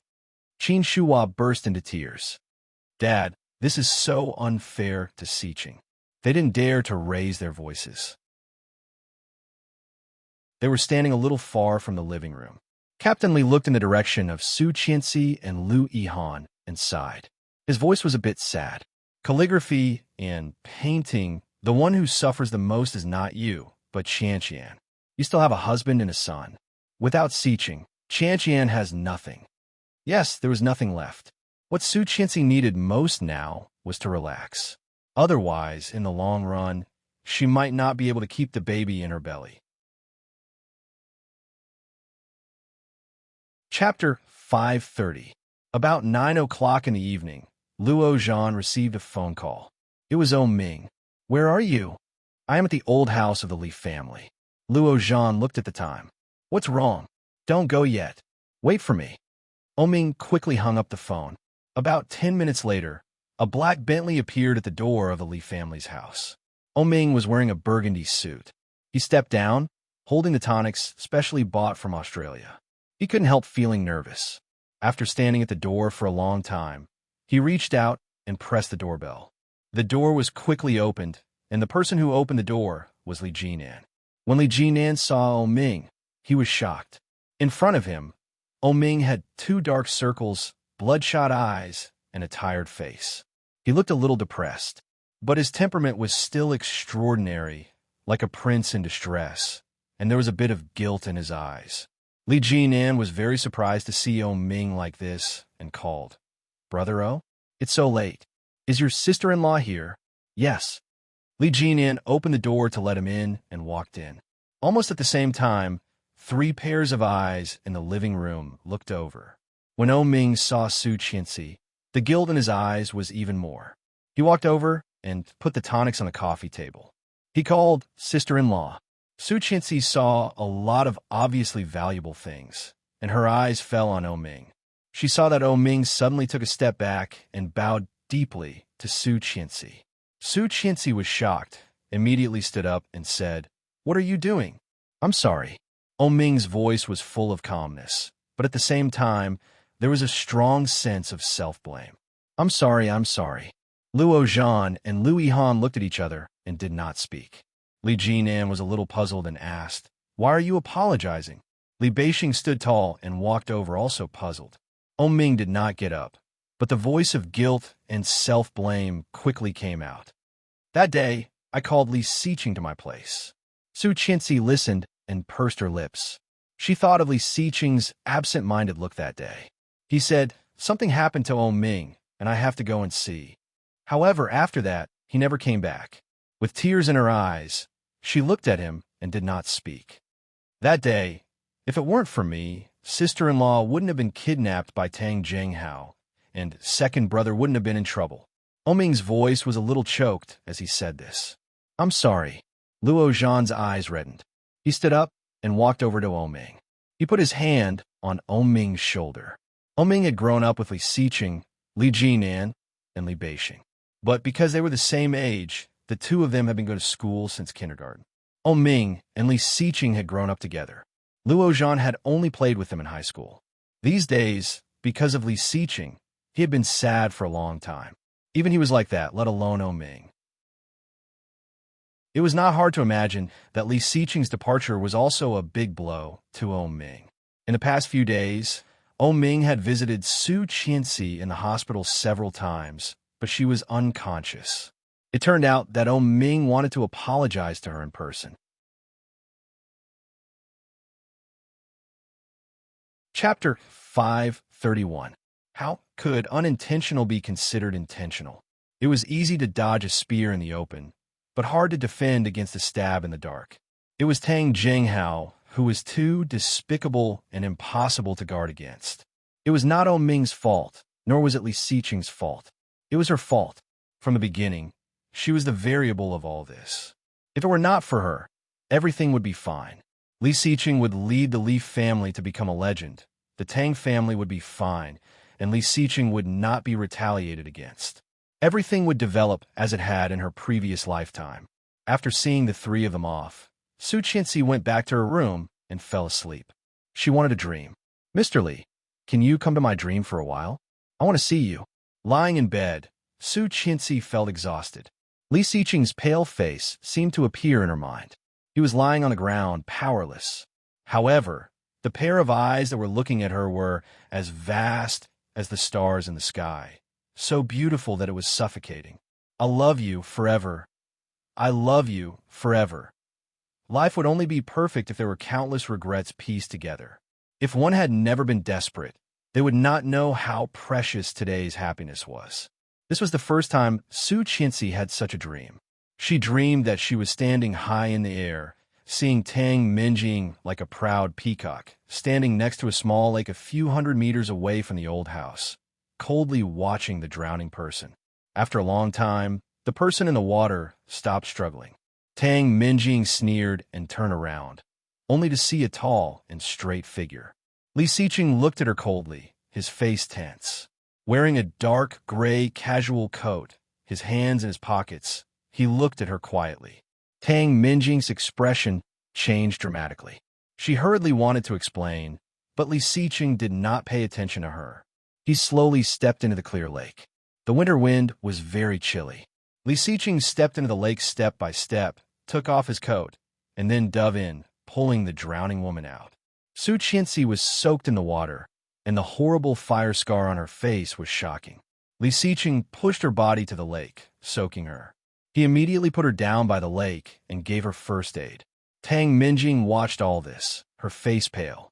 In the end, she did not come back to life. He gently closed her eyes and looked at Tang Minjing coldly. Police cars surrounded them and blocked the left and right sides of the road. Li Xiqing's hair was still dripping water, but his eyes were colder than the lake water. He said, "You disappoint me." What happened next? Tang Minjing was sent to prison. Tang Jinghao was found to have close cooperation with the drug trafficking group, and the Tang group completely collapsed. Rong Haiwei was suspected of being involved in drug trafficking and was sentenced to death. The real drug trafficker, Rong Anna, went away with Bo Xiao and continued to sing the song of crime. Li Xiqing, on the other hand, had never married until he was old. Many years later, Li Xiqing was interviewed on a show. The host asked Li Xiqing, who was in his 40s but looked like he was in his early 30s, "Mr. Li, why don't you get married?" Everyone thought that you and Miss Tang would get married, and then she was sent to prison. What a pity. Is it because of Miss Tang that you are not married now?" Li Xiqing shook his head, looking indifferent and calm. His eyes contained infinite wisdom and depth, as well as the sharpness of more than 40 years of experience. His eyes softened slightly, and he said, "I was married when I was 26. My wife's name was Su Qianxi." "What about her?" "Dead." "Do you love her?" Li Xiqing's eyes were deeper, but he did not speak. Love. Deep love. In another parallel universe, there was another Li Xiqing who loved another Su Qianxi. Very, very much. Give the ending of the previous life. Don't think too much. The male lead did not go back to the previous life, just to give the previous life an ending. Chapter 532. Love. Deep love. In another parallel universe, there was another Li Xiqing who loved another Su Qianxi. Very, very much. The familiar ringtone woke Su Qianxi up from her sleep. When she opened her eyes, it was already dawn. The small alarm clock at the bedside showed 8 a.m. She picked up the phone and saw it was Chengyu. What did Chengyu want? Su Qianxi picked up the phone. "Hello, madam. I know you may be very sad now, but this matter can't be delayed. Can you come to the company at 2 o'clock in the afternoon?" The company? Li Xiqing's company. Yes, Li Xiqing was gone, and there was no one to take care of his company. The Li group must be in a mess now, and she actually forgot about this. Sitting up, Su Qianxi listened to her. Yes, since the news of Boss's death came out, the stock market of the Li group has plummeted to an unprecedented low in the past few days.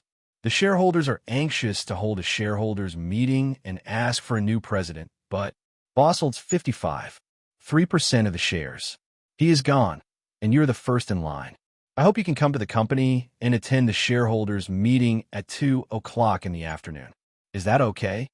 Chengyu did not expect that Boss, such a powerful person, would be gone just like that. In the past few days, Chengyu was almost blind from crying. After working for Boss for so many years, to be fair, Li Xiqing not only valued her, but also treated her very well.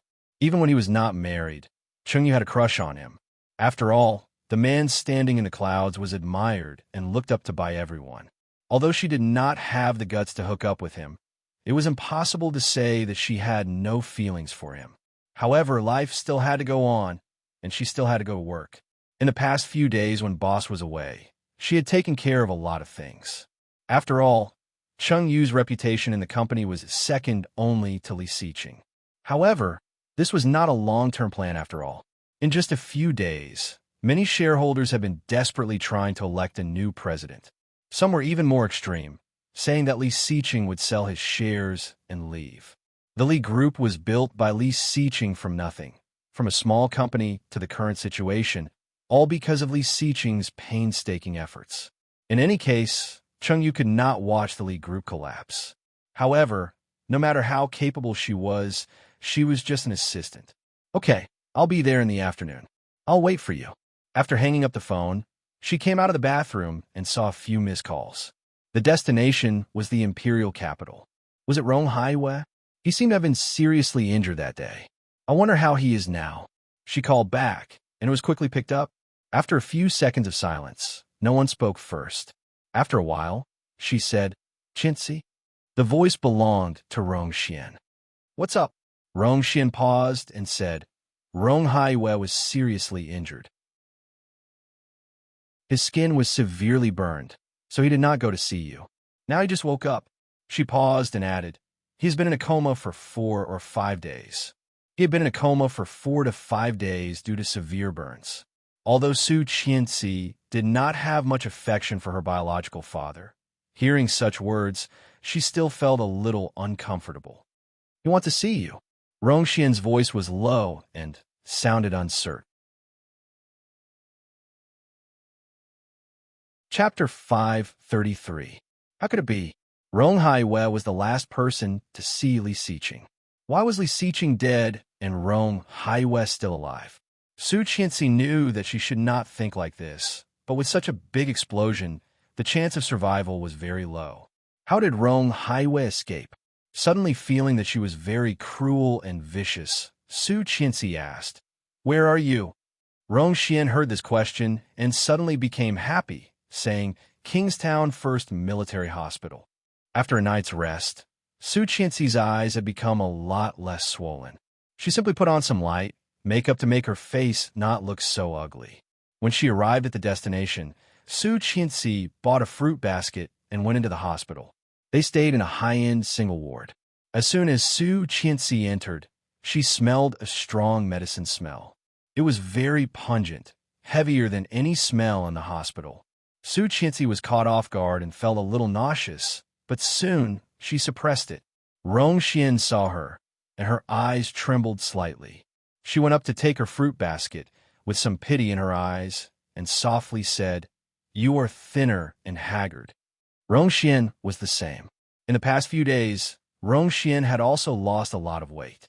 Was it to take care of Rong Haiyue? Su Qianxi smiled slightly, but did not intend to pay attention to her. Her eyes fell on Rong Haiyue. Rong Haiyue was wrapped in white bandages all over his body, almost like a mummy. Fortunately, there was no large injury on his face, which was still visible. It was just that his eyebrows and eyelashes were all burned, which looked a bit funny and weird. However, a pair of eagle eyes were still sharp, but his spirit was slightly sluggish. It should be because he just woke up. "You are here." Su Qianxi nodded, and Rong Xian brought her a stool. "Sit down." Su Qianxi did not hesitate at all, sat down, and thanked her. Rong Haiyue looked at her belly and said, "The child is fine." Su Qianxi subconsciously reached out to touch her belly, smiled slightly, and asked, "How did you escape? There was such a big fire, such a big explosion. Didn't you go in to save him? What about him?"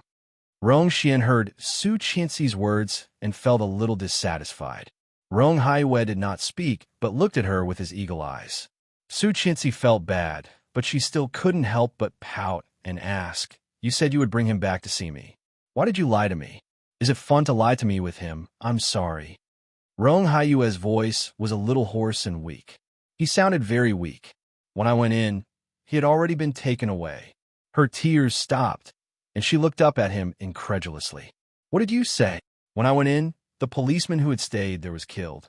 He was shot between the eyebrows and dead. Li Xiqing was not there." Su Qianxi's heart, which had been in despair for a few days, was suddenly ignited. Holding her breath, she looked at him nervously. "The policewoman and I chased after them from the back door. I was in front, and she was behind, but suddenly there was an explosion. We both flew out together, and then I don't know what happened." "You mean he did not die, and he was rescued?" She stood up excitedly and looked at him. Chapter 534. Su Qianxi heard this and could not recover for a long time. Her tears flowed freely, and her brain was buzzing. Her head was echoing. "He is still alive? He is still alive? Is he really still alive?" After a long while, she smiled through her tears. "He is still alive. He is still alive. As long as he did not die in there, there was still hope for life. Bo Xiao still needed him to do things, so he would not die, right? Next, as long as she found Bo Xiao or Rong Anna, she could find him, right? However, since they did this, they probably want you to think that Li Xiqing is dead. These people have ulterior motives, so it is better to go with the flow and develop according to the results they want." "What do you mean?" "Let the outside world know that Li Xiqing is dead. First let the enemy relax their vigilance, and then we secretly find him. This may have a greater chance of success." Su Qianxi heard Rong Haiyue's words and gritted her teeth. "Can I trust you?" Rong Haiyue was slightly dazed and looked at her. "Why do you ask? You are Rong Anna's father, and it was Rong Anna and her gang who hurt my husband like that. You are Rong Anna's parents. Will you really help me?" Hearing Su Qianxi's words, Rong Haiyue's heart seemed to be stabbed, and he felt hysterical pain. His eyes fell on Rong Xian, and his heart was very complicated. Although he knew Rong Anna's background, she was his daughter after all. For so many years, Rong Haiyue really loved this girl. However, after knowing Su Qianxi's background, Rong Haiyue felt that he owed this child a lot, and he might not be able to pay it back in this life. Both sides were children, and both were daughters. No wonder Su Qianxi would have doubts. Rong Haiwei smiled bitterly and said, "You are also my daughter, Qianxi." The sound of high heels sounded behind him, and Rong Xian walked over to Su Qianxi. With a sincere face, she said, "I'm sorry." Rong Xian was wearing a green long-sleeved cheongsam, looking noble and tall. "I am sorry. I have always known your whereabouts and your movements, but I deliberately did not tell Rong Haiwei." Rong Xian looked indifferent and did not have much expression, so that when such an apology came out of her mouth, Su Qianxi did not feel that she was sincere. "Rong Haiwei doesn't even know of your existence. If he knew, he would definitely find you, take you with him, and give you double the treatment of Rong Anna. It's my fault, I'm sorry." Su Qianxi heard this and curled her lips. She stood up and took her bag from the stool. She said, "Mr. Rong, I will consider the problem you mentioned. Thank you for telling me this." Then she turned around and was about to leave. "Qianxi." Rong Haiwei looked at her, his eyes sad and sad. "I am your father." Su Qianxi paused, her eyes slightly dim. "You are also Rong Anna's father, aren't you?" Rong Haiwei was speechless. Looking at her back, his heart was filled with grief. "She is the daughter that you have raised for more than 20 years. If you can only choose between me and her, you will definitely choose her, right?" Rong Anna's gang had hurt her man like that. Did she want her to be her sister? Chapter 535. "No," Rong Xian suddenly said. Su Qianxi stopped and did not look back. "If I can only choose one, I will choose you." Rong Xian's voice was calm, with a hint of guilt. "Rong Anna is a tool I deliberately used to retaliate against Rong Haiwei. But for you, you should know Su Han, right?" Su Han, Su Qianxi's nominal mother. Of course, she knew. Back then, Su Han was kidnapped and sold to the Shirwan Mountains. I was the one who saved her. She was married to an old man in his 70s and gave birth to a daughter. Not long after giving birth, she stopped our car that was about to go to the station in the wilderness. Rong Xian slowly walked up to Su Qianxi and looked at her. At that time, I represented the capital art troupe to teach in Shirwan Mountain. I was pregnant for more than 9 months and was about to give birth. I was going back to the capital to give birth the next day, but I met Su Han. Shirwan Mountain, the legendary place where Rong Xian's body was found. Su Han was a very poor woman. When she ran into us, she asked us to send her back to Kingstown and handed the child to me, telling me her identity and her background. "That child is Rong Anna?" "No, that child was found by her father, but Su Han's body was left in the wilderness by him. At that time, I originally wanted to throw you away after you were born, but I couldn't bear to do that, so I decided to beat you at your own game. I made up your identity as Su Han's daughter, and I was the one who gave you your name." Rong Xian suddenly curled her lips and looked at Su Qianxi's face. "You really look like me, Qianxi." Su Qianxi looked at her, frowned deeply, and did not speak. Later, I accidentally saved the old leader of the Li family. The Rong family and the Li family have always had an inexplicable hostile relationship.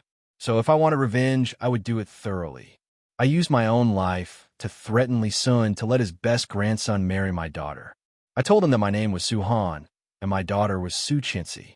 I was the sister of Su Zhenghua in Kingstown. Su Zhenghua checked my DNA and knew that I was not his sister's daughter. No one will abandon the Li family. Su Zhenghua is not stupid. Didn't he get you back? I even let you be a rich young lady for 2 years. Have you forgotten? Su Qianxi pursed her lips and looked at Rong Xian, feeling a bit cold. This woman was too scary. There was no big expression on Rong Xian's face. Looking at Su Qianxi, her eyes were full of pity and compassion. "I hated your father at that time, very, very much. I wanted to strangle him when he was sleeping, but I didn't. I might as well take my revenge on his daughter. I thought that I would have the pleasure of revenge, but I didn't." Rong Xian reached out to Su Qianxi and seemed to want to touch her, but Su Qianxi took a step back and avoided her hand.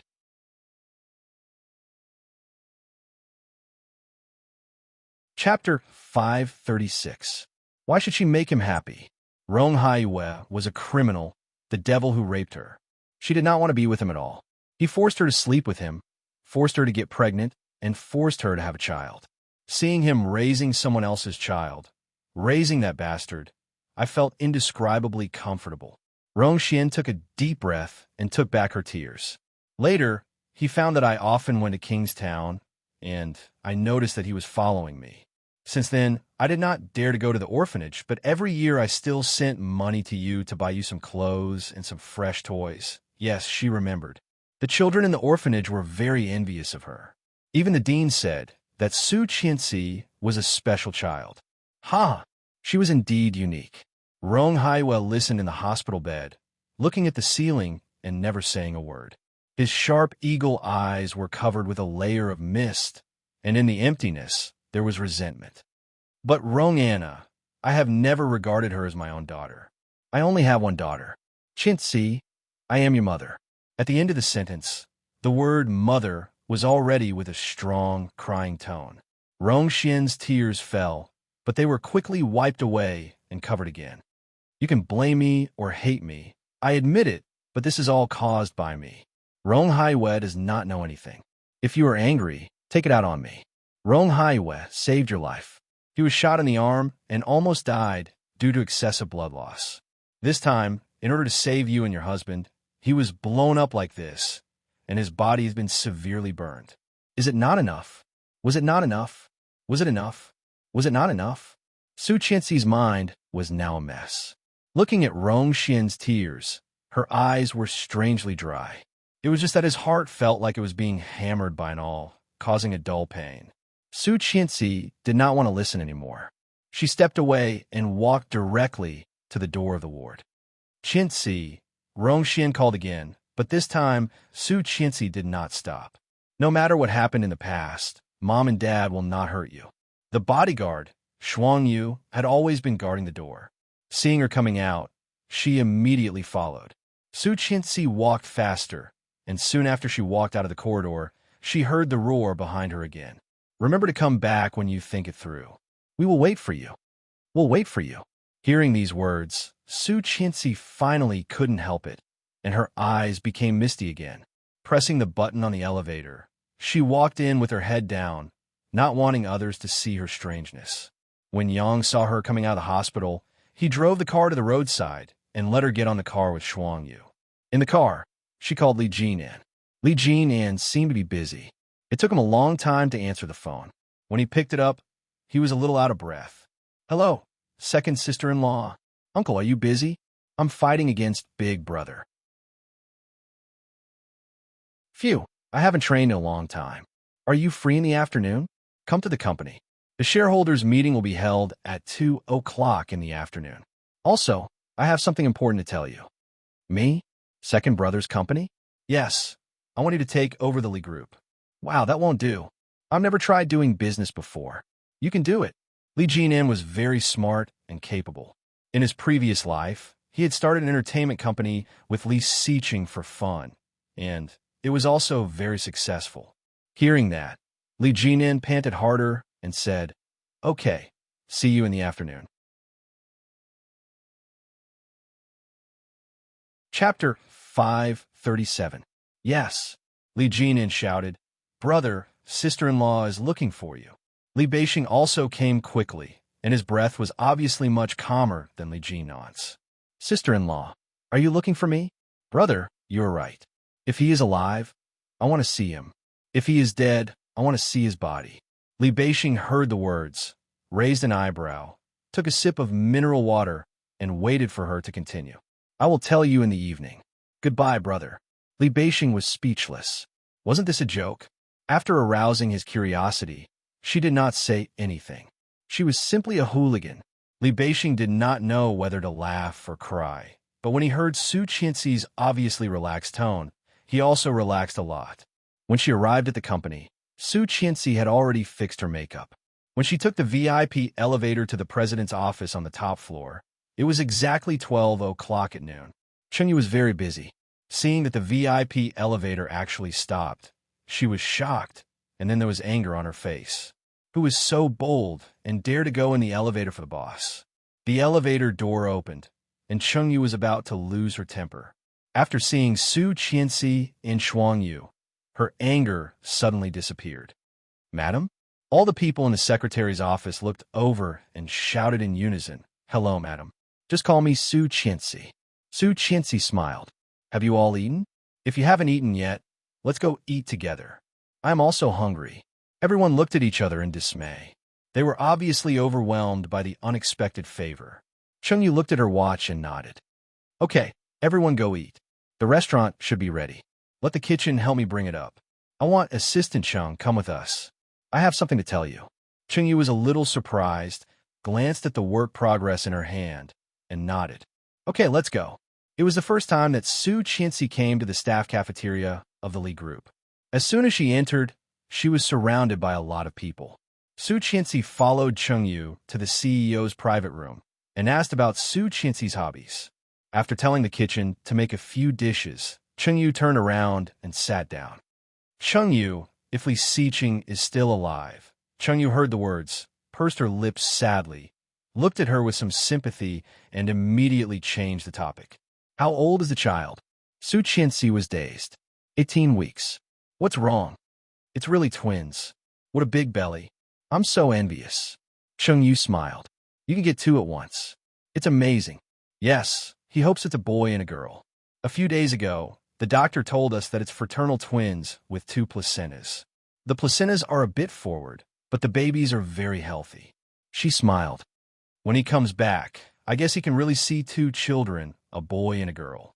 The boy looks like him, and the girl looks like me. Then life will be perfect." Su Qianxi was laughing, but Cheng was Cheng Xiqing. "Xiqing you." Xiqing, Cheng Qianxi Xiqing, Su for Su. She, Xiqing she. Xiqing Su is Li Xiqing, and Su. I, Su. She, I, Li, and I. Li, Ki, Cheng. 4. Chapter 538. Why couldn't she accept the fact? After such a big explosion, the chance of surviving was almost 0. Moreover, she heard that before the big explosion, he had been beaten to multiple fractures, and it was impossible for him to escape. In that case, how could he still be alive? How was it possible? Chengyu's heart was sour, and her sympathy for Su Qianxi surged uncontrollably. She was still so young, and she was still pregnant with 2 children. How could she live in the future? Was she going to be a widow like this? She was only 21 years old. The age of a flower, the age of a flower. Thinking of this, Chengyu cried even louder and said, "Madam, accept the reality. He will not come back. He is dead. In that case, even if he was not killed by the explosion, he would be burned to death." "Chengyu." Su Qianxi's voice was a bit annoyed, and her beautiful eyes were filled with unspeakable anger. "Don't curse him. He is not dead. Didn't you find a body? If he is alive, I want to see him. If he is dead, I want to see his body." Moreover, Rong Haiwei saw with his own eyes that Li Xiqing was rescued, didn't he? Li Xiqing was not inside, and even Rong Haiwei escaped. What reason did Li Xiqing have to die? Rong Haiwei's words in the hospital suddenly echoed in her mind. These people have ulterior motives. It is better to go with the flow and develop according to the results they want. Su Qianxi originally wanted to tell Chengyu what Rong Haiwei had just told her. But at this moment, she did not want to say what she wanted to say. Chengyu thought that she was not willing to accept the fact, so why not go with the flow? Although Chengyu had been with Li Xiqing for many years, her relationship with Rong Rui was not ordinary. What if Rong Rui also had a connection with the drug gang? Thinking of this, Su Qianxi's face became extremely firm. Looking at Chengyu, she said, "He will not die. One day he will come back." Chengyu pursed her lips and picked up a tissue to wipe her tears. Su Qianxi's eyes were slightly red, and her voice softened. "He will come back to see me and the children. He has not named the children yet. How can he die? He will not die." When the dishes were served, the chef heard Su Qianxi's words. As a man, he couldn't help feeling sad. Putting down the food, he opened the door and went out. As soon as he returned to the kitchen, he told his colleagues about it. The thing that spreads the fastest in the world is not the source of fire, but the rumor.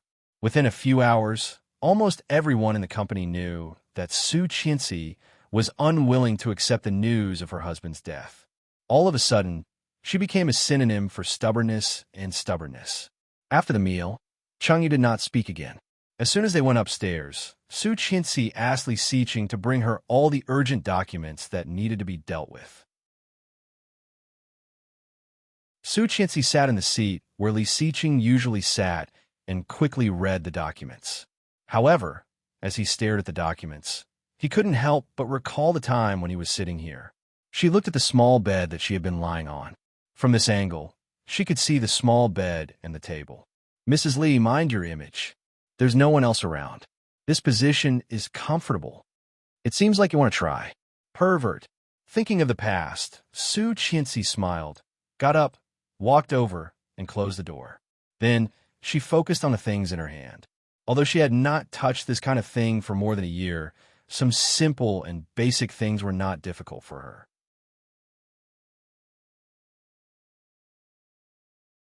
Chapter 539. The person who wrote the plan, Lu Changqing. Su Qianxi was very impressed by this person's name. In her previous lifetime, Li Xiqing seemed to value this person very much.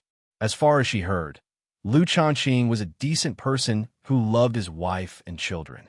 However, because he was too simple and honest, unwilling to curry favor with those in power, and did not know how to flatter others, his popularity in the company was very poor.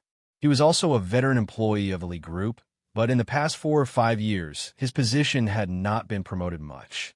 In her previous lifetime, because of a land development case, he was criticized and suppressed by the shareholders, but that plan was accepted by Li Xiqing, and he was promoted to project director. The whole project, under his strict supervision, achieved great success and became an important push to push the Li Group to a new peak. This person, now, she dialed the internal line and called his secretary in. The secretary saw that Su Qianxi was looking at the material seriously, and she felt a little disdainful. Even though he tried his best to hide it, he still couldn't hide it from his eyes. Su Qianxi understood her thoughts very well, and did not mind directly asking her about Lu Changqing. Sure enough, it was not much different from what she remembered. His position was the director of the development department. "Help me call him in." "Okay." The secretary closed the door and went out. Soon, a man who looked a little fat came in. He seemed to be in his early 30s and looked honest. When he saw Su Qianxi, his eyes were full of amazement and unconcealed uneasiness. "Madam, what can I do for you?" Lu Changqing's face was a little red, and he lowered his head, not daring to look at her. "Did you write this proposal?" Su Qianxi put the proposal on the table and asked. Lu Changqing came forward, turned a few pages, and nodded with a red face. "There are so many pieces of land in the Shanxinu town, but you chose this one. This land is not only occupied by a large number of people who refuse to move, but also because of the European style, the price has been artificially high. Why do you think of bidding for this piece of land?" Lu Changqing heard this question and was a little nervous.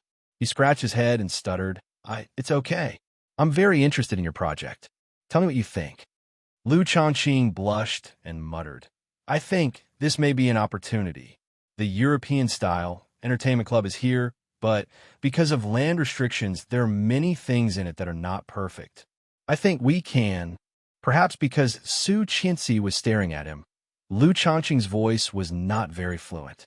Su Qianxi looked down at the other files in her hand and listened. Sure enough, after Lu Changqing noticed that she was no longer staring at him, his voice became smoother and faster. In the end, Lu Changqing was still a little excited.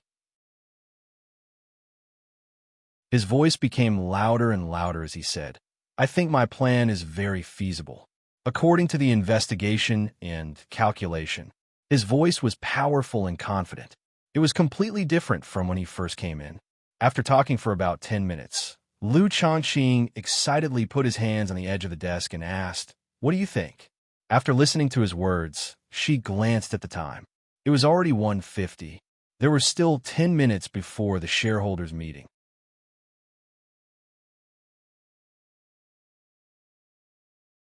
Chapter 540. Hearing that, Lu Chongqing was a little unconvinced. He took his hand off the edge of the desk, but did not speak. Su Qianxi knew that what she said had no weight. If it was him who said this at the moment, then he would definitely have nothing to say. Tapping on the table with a pen, Su Qianxi's voice was gentle, and she looked at him calmly. The secretary came in to give Su Qianxi a glass of juice and happened to hear her words. She pouted disdainfully, put down the juice, and quietly walked out.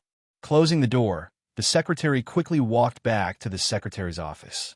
As soon as she went in and saw that Cheng Yu was not there, she began to complain. Does she really think that because the boss is dead, she is the female president? I just saw what she said to Lu Chongqing, and she even said not perfect enough. Come on, this is not the way to pretend, okay? Another secretary was looking at the computer and helping Cheng Yu. Hearing this, she looked up, adjusted her glasses, and said, "No way, she really wants to take over the Li group?" It seems so. A lot of information is in front of her, and it looks quite good.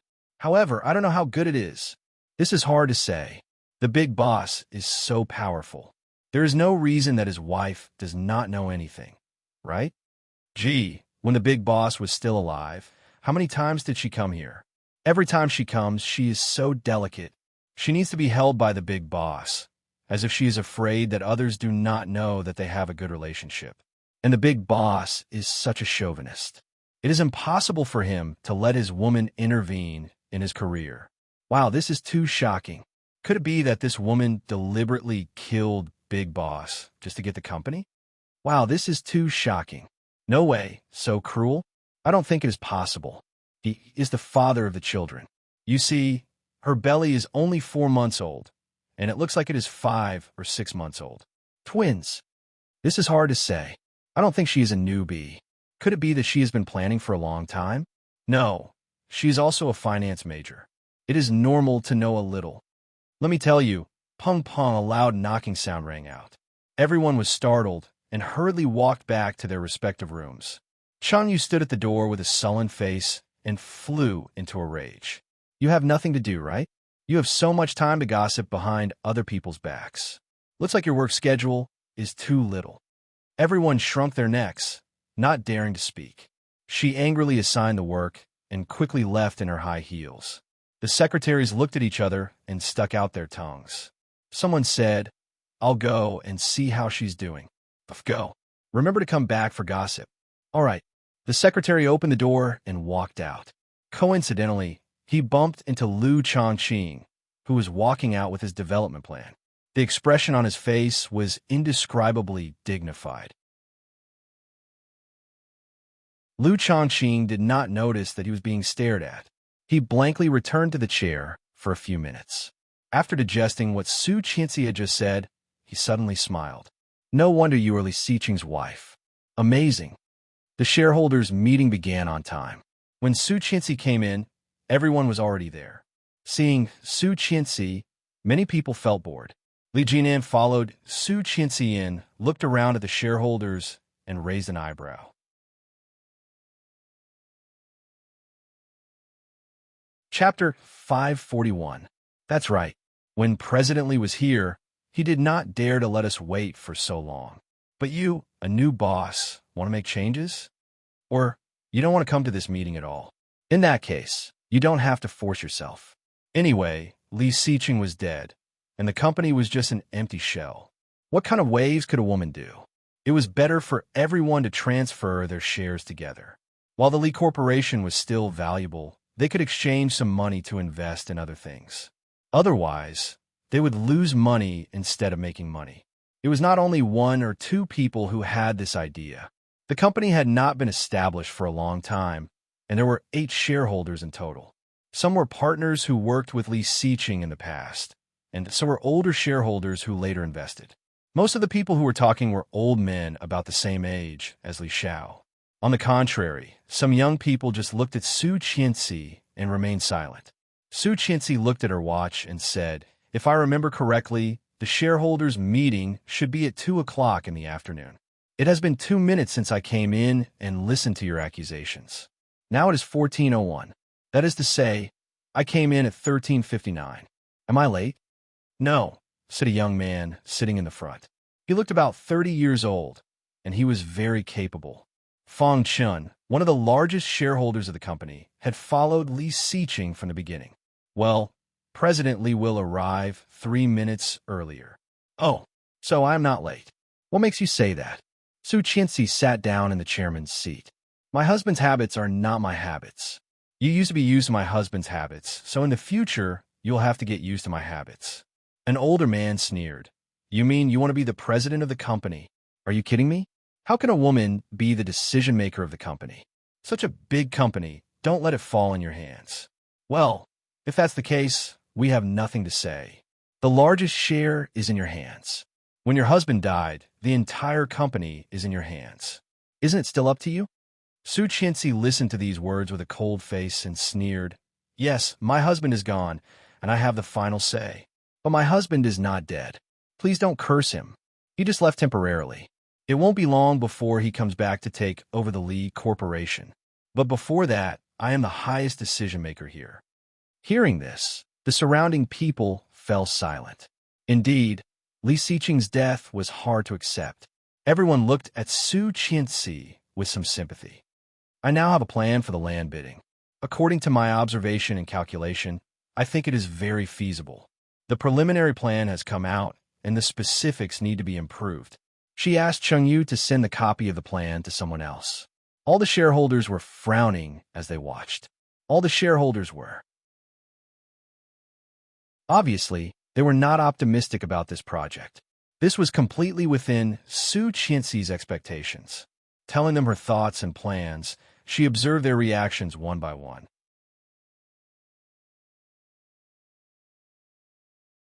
Chapter 542. Su Qianxi looked at him. She seemed to have seen this person before. When the Li Group was losing money, this person donated money and ran away. Later, he was caught and suffered from Li Siqing's brutal revenge. He spent a lifetime in prison. She used to think that Li Siqing was too tough. Now thinking about it, her original idea was ridiculous. Cheng Yu. Yes. How many shares does this gentleman have? 8. 9%. Who else wants me to buy back the shares? Cheng Yu stared at Su Qianxi. No way. She really wanted to buy back the shares? That would be a huge expense. Recently, the stock market of the Li Group had plummeted, and they had lost a lot of money. If these shares were bought back, it would cost so much money. The Li Group? Mrs. Li this, but before Cheng Yu finished, someone said directly, although I still have feelings for the Li Group, I am not very optimistic. I will quit. Cheng Yu, register. How many shares does he have? 3. 8%. Me too, another man said. 9. 7%. Su Qianxi looked at them and said, Okay, then I will buy back your shares at the market price, but I hope you think about it clearly. In the future, whether the Li Group succeeds or fails, it has nothing to do with you anymore. Seeing that she really wanted to buy back the shares, Cheng Yu panicked and shouted, Mrs. Li, this is not good. Our company can't afford so much money. I can take out my husband's private property, but these people will not be accepted by the Li Group in the future. When the Li Group was glorious, they were there. When Li Siqing had an accident, they ran away one by one. Such ungrateful people, we don't need them. Su Qianxi's voice was flat, but what she said went straight to the hearts of those people. That's right. Isn't he an ingrate? However, the Li Group was built by Li Siqing, and they had no right to touch the position of CEO. If they did not quit at this time, they would just wait for death. Despite what Su Qianxi said, they still did not change their minds. Seeing their determination, Su Qianxi said disappointedly, Contact a lawyer and draft a share transfer agreement. Cheng Yu. Su Qianxi knew that it was obviously irrational for her to do this kind of thing at this time. However, the next project, she knew that it would definitely bring the Li Group back to life. Why did she have to take advantage of them? Su Qianxi did not explain to Cheng Yu, but drove away those who were about to quit and discussed the development of the new project with the remaining 5 shareholders. I'm not optimistic about this project, but I won't quit, Fong Chun said. Mrs. Li, why did you choose this piece of land? The initial investment is very huge. If it was the Li Corporation in the past, this project would not be a problem at all, but you've seen the Li Corporation's recent situation. If this project is implemented, it will undoubtedly make things worse. She pursed her lips and shook her head. Do you know why I chose this place? Here is the land I'm going to bid for. This is a European-style leisure club. Because of the scope limitation, there are many things in the European-style club that are not perfect. We could take advantage of this loophole. Moreover, this place is bordered by the Kingstown River in the east and Guang City in the west. Chapter 543. His mouth was dry, and Chengyu handed him a glass of water and listened attentively. Li Jinan, who had never been in contact with the company, was confused. At the same time, he admired Su Qianxi. 3 days later, Su Qianxi asked Lu Changqing to make a PowerPoint presentation of the complete plan. During the meeting, the pros and cons of the project and the investment calculation were all explained. Su Qianxi appointed herself as the president of the company and appointed Lu Changqing as the project director. He was fully responsible for the project and let Li Jinan also learn in the company. Sure enough, Lu Changqing's ability and effectiveness were far beyond everyone's expectations. In just 2 months, all the original residents had been cleared and the project had begun. Su Qianxi was very busy during this time, and her belly was getting bigger and bigger. Pregnant with twins, Su Qianxi was already unable to walk when she was 8 months pregnant. She simply waited at home for delivery. Many things that Li Jinan or Chengyu could handle were handled on the spot. If they could not handle it, it would fall into Su Qianxi's hands. Su Qianxi used to work with Li Xiqing for a while, and she had the ability to predict many things that others did not have. The company had been steadily rising. Because it was a bit inconvenient to move, Su Qianxi asked Xuanyu to continue to protect her, and Captain Li also called Nanny Rong over to take care of her. Li Beixing rarely came home, and the first thing he did when he came back was to find Su Qianxi. When Su Qianxi opened the door, Li Beixing looked dignified and seemed to be a bit hesitant. Looking at her, he said, "There is news of Xiqing." Hearing these words, Su Qianxi was stunned, then held his hand and was pleasantly surprised. "Really? Where is he? How is he doing? Is the injury better? Why hasn't he come back yet?" A series of questions made Li Beixing's heart uncomfortable. He handed the information in his hand to her and said, "You should be mentally prepared. Xiqing's injury was very serious. He once went to the 3rd hospital of Kingstown for treatment, but this person is only suspected. There is no direct evidence to prove that this person is Xiqing." Su Qianxi took the information and saw a color photo at a glance. The person in the photo was sitting in a wheelchair with only a pair of eyes exposed. His body was wrapped in bandages, so his figure and face could not be seen clearly. The time when this person was admitted to the hospital coincided with the time when Xiqing disappeared. They seemed to be about the same age. However, at that time, he was treated as a nameless patient. A secret person had been paying for his medical expenses, but he never showed up. Su Qianxi looked at the photo for a long time. After staying in the hospital for more than a month, he was discharged on his own when his body was slightly better. Since he had already paid the medical fees, the hospital did not detain him. I ordered people to check the surrounding surveillance cameras, but they could not find any. It was as if he had disappeared into thin air. Her face became paler and paler. He placed his hand on his stomach and furrowed his brows. Li Beixing looked at her and continued, "I don't think it's Li Xiqing. If it's really him, he will come back by himself. So far, this is the only one that matches him. I'm still investigating his background and whereabouts, but I am sure that Li Xiqing is still alive." Su Qianxi frowned, held the door frame, and said, "Brother, my stomach hurts." Chapter 544. The previous chapter has been revised. You can read it again to make up for your regrets. The fetus was only 8 months old, and Su Qianxi had already been sent to the hospital. On the way to the hospital, her water had broken. Su Qianxi kept thinking about what Li Beixing had just said. Li Xiqing must be alive. Yes, he must be alive. But why did he leave? Why did he not come back to see her? Even if he did not see her, it would be good to see the baby. She was about to give birth. Could he know? Su Qianxi's eyes were full of tears, and the pain from her lower abdomen made her feel extremely uncomfortable. There was a lot of noise around, and Su Qianxi's mind was blank. She did not know when she had entered the delivery room or what had happened around her.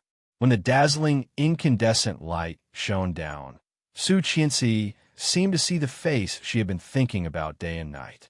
Li Xiqing was in front of her, smiling softly at her. His eyes were full of love and pride. He said, "Amazing, my wife is amazing."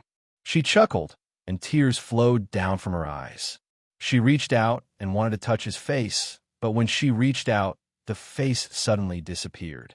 Su Qianxi's lips suddenly turned down. Her eyes were blurred, and she closed them. "Li Xiqing, where are you? I miss you so much." It was difficult to give birth to twins naturally, so Su Qianxi had a C-section. A boy and a girl, and the whole family was overjoyed. The boy came out a little earlier than the girl, so he was honored to be the elder brother. However, because of the premature birth, both babies were put in the incubator. Captain Li looked at the rows of little babies inside and could find the name of Su Qianxi at a glance. He was so happy that he couldn't stop smiling. The names of the babies, after thinking about it again and again, Captain Li wrote Li Jianxian, Li Jianyue, and the nicknames. Su Qianxi directly said the names that Li Xiqing did not know if he was serious or joking. De Su. Although many people complained that it sounded bad, it was Li Xiqing who named it, wasn't it? After lying in the hospital for a few days, Su Qianxi quickly moved back to the old house for confinement. Liu Yihan had upgraded from a male best friend to a male cook. Almost every day, he would come to the old house to cook for Su Qianxi. As for Li Jinan, he always had a bunch of things that he couldn't understand and would come running into her room to ask all sorts of questions. She answered with a smile, looked at him, and said, "Brother-in-law." Li Jinan bit his pen. He was suddenly yelled at. He looked up in a daze. "What's wrong? When I'm done with my confinement, teach me how to fight." "You want to learn?" "Yes, and shooting." "Why are you learning this?"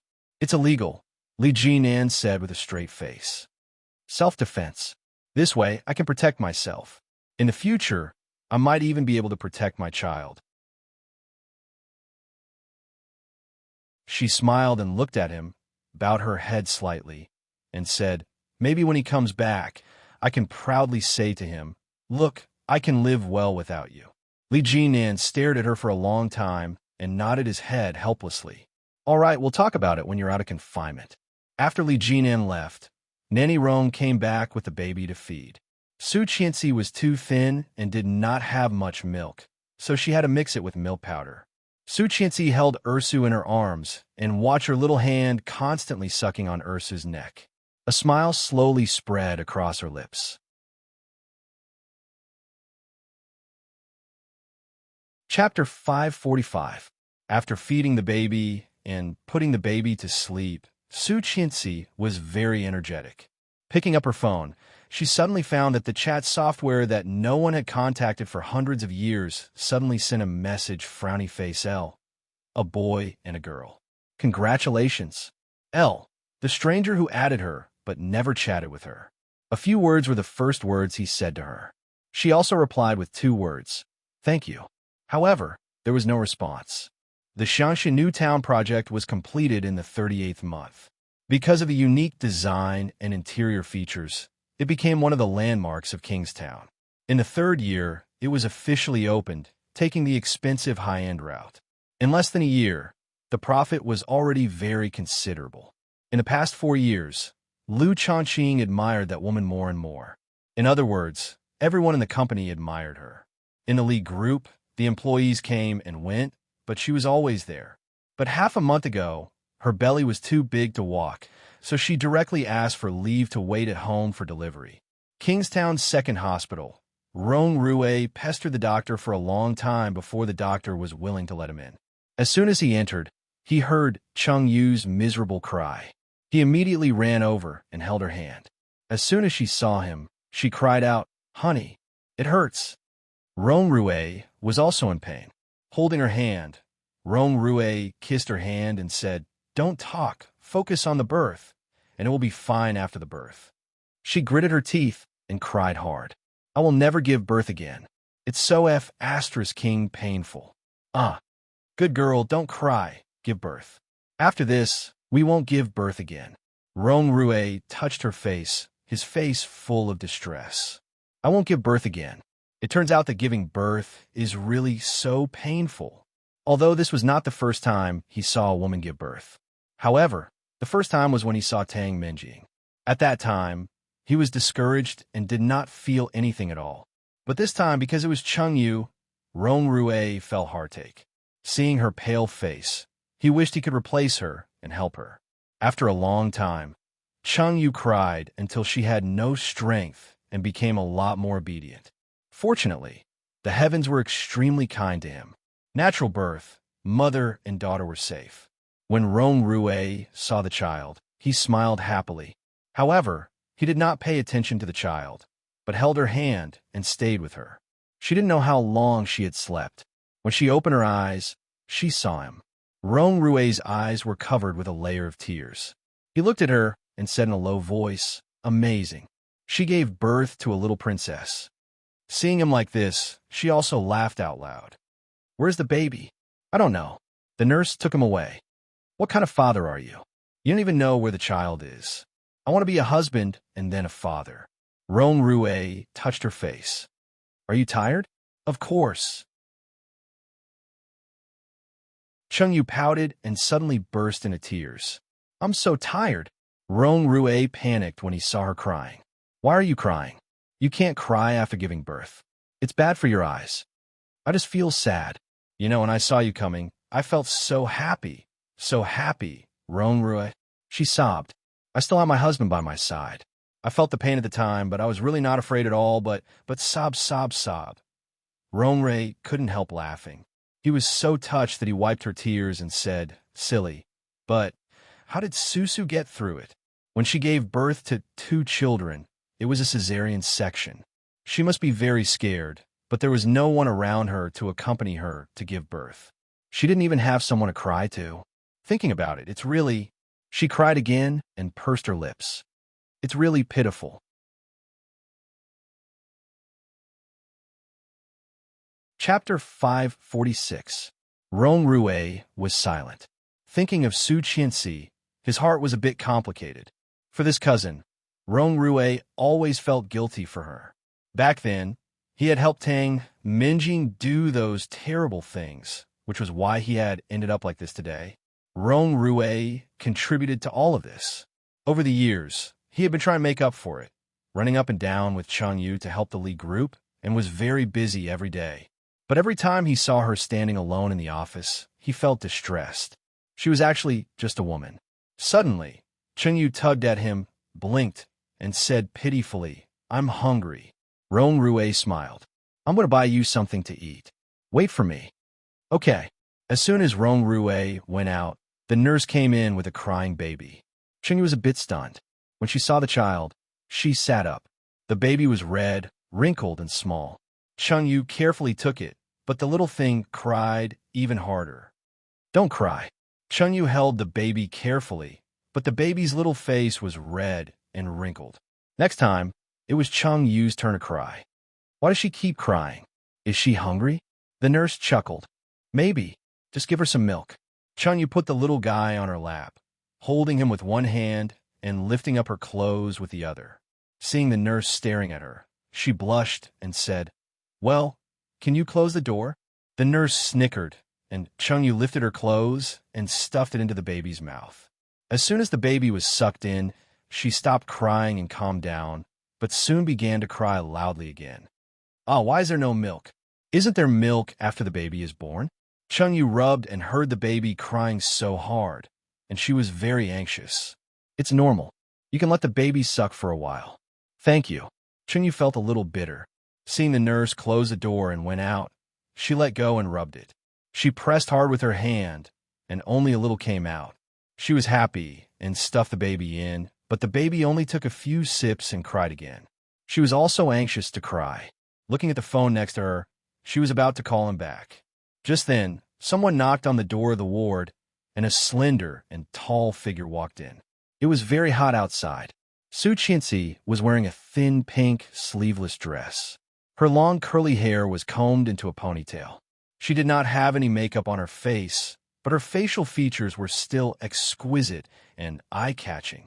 Seeing her, Chengyu immediately seemed to see a savior and shouted, "Su, it's great that you are here. Ah, I can't milk, and the baby keeps crying. What should I do?" Xuanyu followed behind Su Qianxi. Hearing this, she put down the packed tonic and held a breast pump in the other hand. "It's been sterilized. I knew you wouldn't be able to produce milk. Come, let me hug you." Su Qianxi took the child and gently shook her. "So cute. She will definitely be a beauty in the future." Xuanyu took out the breast pump and handed it to her. She was touched, but soon looked up. "How do you know it is a girl?"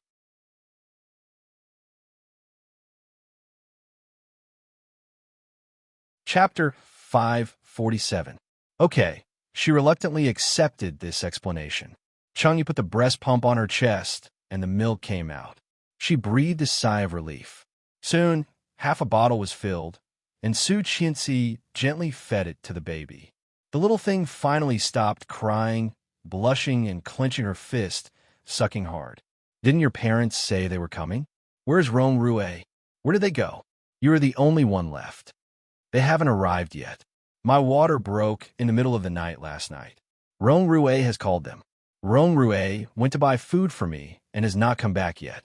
Chengyu felt that Su Qianxi was a timely ring.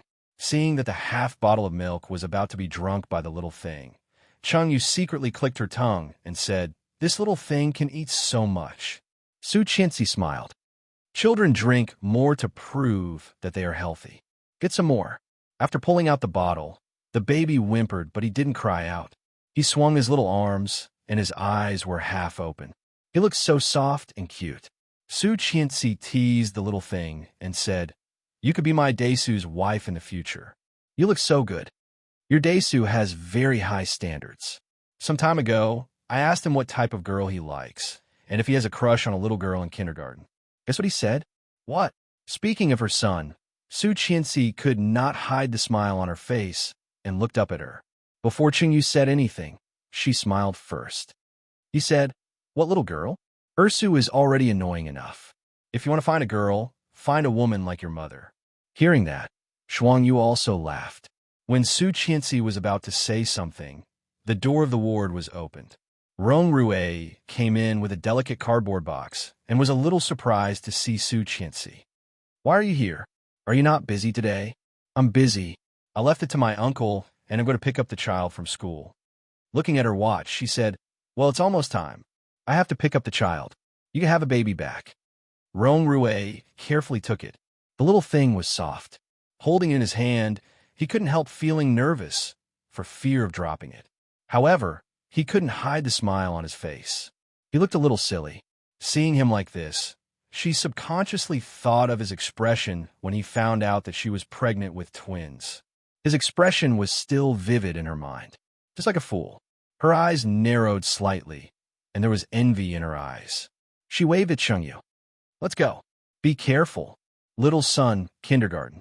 In the colorful little park, there were children running around. 3 to 5 little girls around 3 to 4 years old gathered together, patting the sand in the sandbox. One of them was wearing a pink princess fluffy gauze dress, sitting in the sand pool with a pair of fleshy legs. Her face was stained with sand, and she looked fair and tender. She had a pair of big almond-shaped eyes, long and thick eyelashes, a small pink face, and full and beautiful lips. Her hair was combed into a ponytail, and some light hair ran out. When the wind blew, it swayed gently. At this moment, she was holding a small spoon and a doll.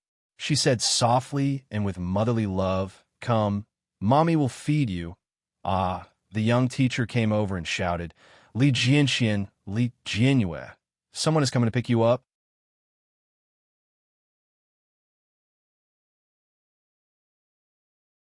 Chapter 548. Li Jianyue cheered excitedly, stood up, patted the sand on her body, and ran to the little boy next to the tree. The little boy had delicate eyebrows and eyes. His black hair was slightly curly, but only the end of the hair was slightly curled. His skin was very white, and on his little face there was no blemish at all.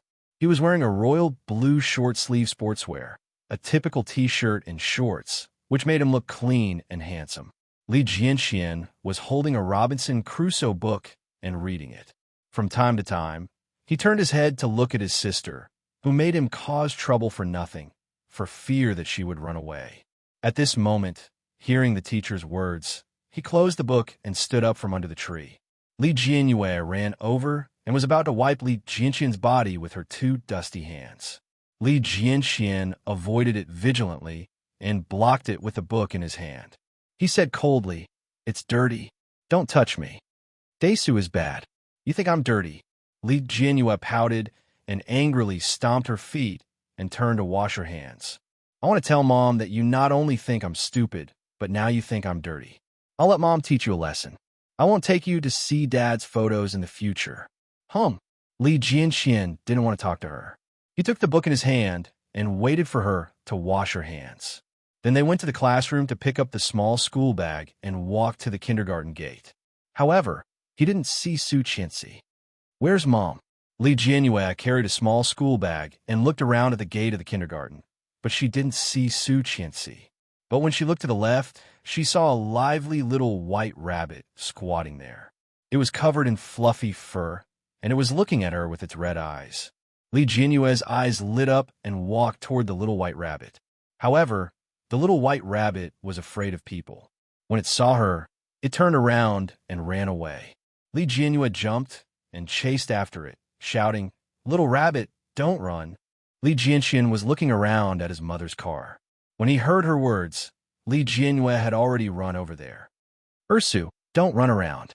Mosen hasn't come yet," Li Jianxian shouted, but Li Jianyue didn't seem to hear, and soon disappeared around the corner. It was a small alley, behind which was the kindergarten's garden and teacher's dormitory. Li Jianxian had a bad feeling in his heart. He carried his small school bag and chased after him. But when he ran over, he saw a strange uncle standing there, wearing a cap on his head and a mask on his face. When Li Jianxian saw it, he stopped and looked behind the uncle, but did not find his sister. "Are you looking for your little sister?" The uncle suddenly spoke with a smile. Li Jianxian felt that something was wrong and was about to step back, but the uncle suddenly came forward and grabbed him, lifted him up, covered his mouth, and went to the flowers next to him. Li Jianxian's eyes widened. It turned out that there was a hole in the flowers. The uncle grabbed him and crawled through the hole, out of the wall of the kindergarten, and then carried him into a silver gray van. As soon as he got in the car, Li Jianxian saw Li Jianyue holding a little rabbit in her arms. When she saw him, she smiled sweetly, and two small dimples appeared on her face. "Brother, look, a little rabbit." Li Jianxian looked at her and suddenly felt a headache coming on. Didn't this girl know that she had been caught by the bad guys? She was still playing with a little rabbit? For the nth time, he thought that his sister must have been switched by the hospital when she was born. Otherwise, how could there be such a big difference in IQ? Looking at the uncle who had just caught them, Li Jianxian's eyes were panicked, but his little face was calm, and he asked in a deep voice, "What do you want?" Li Jianxian's attitude was far beyond the man's expectation. He thought that he would be as easy to fool as the girl, but now it seemed that the gap was huge. He pushed him in and said softly, "Be good. I'll call your mother to pick you up now." During the conversation, Li Jianxian clearly saw him pick up a business card and a mobile phone. The business card with white characters on a black background was extremely familiar. President of LS Group, Su Qianxi that you're tuning in to the Romance Rendezvous YouTube channel. We're so grateful for your support, and don't forget to subscribe to join us on this incredible journey through captivating stories. Your generosity through donations truly makes a world of difference, as it's the primary source of revenue that allows me to expand and enhance this channel for you. Thank you from the bottom of my heart for being a part of this adventure.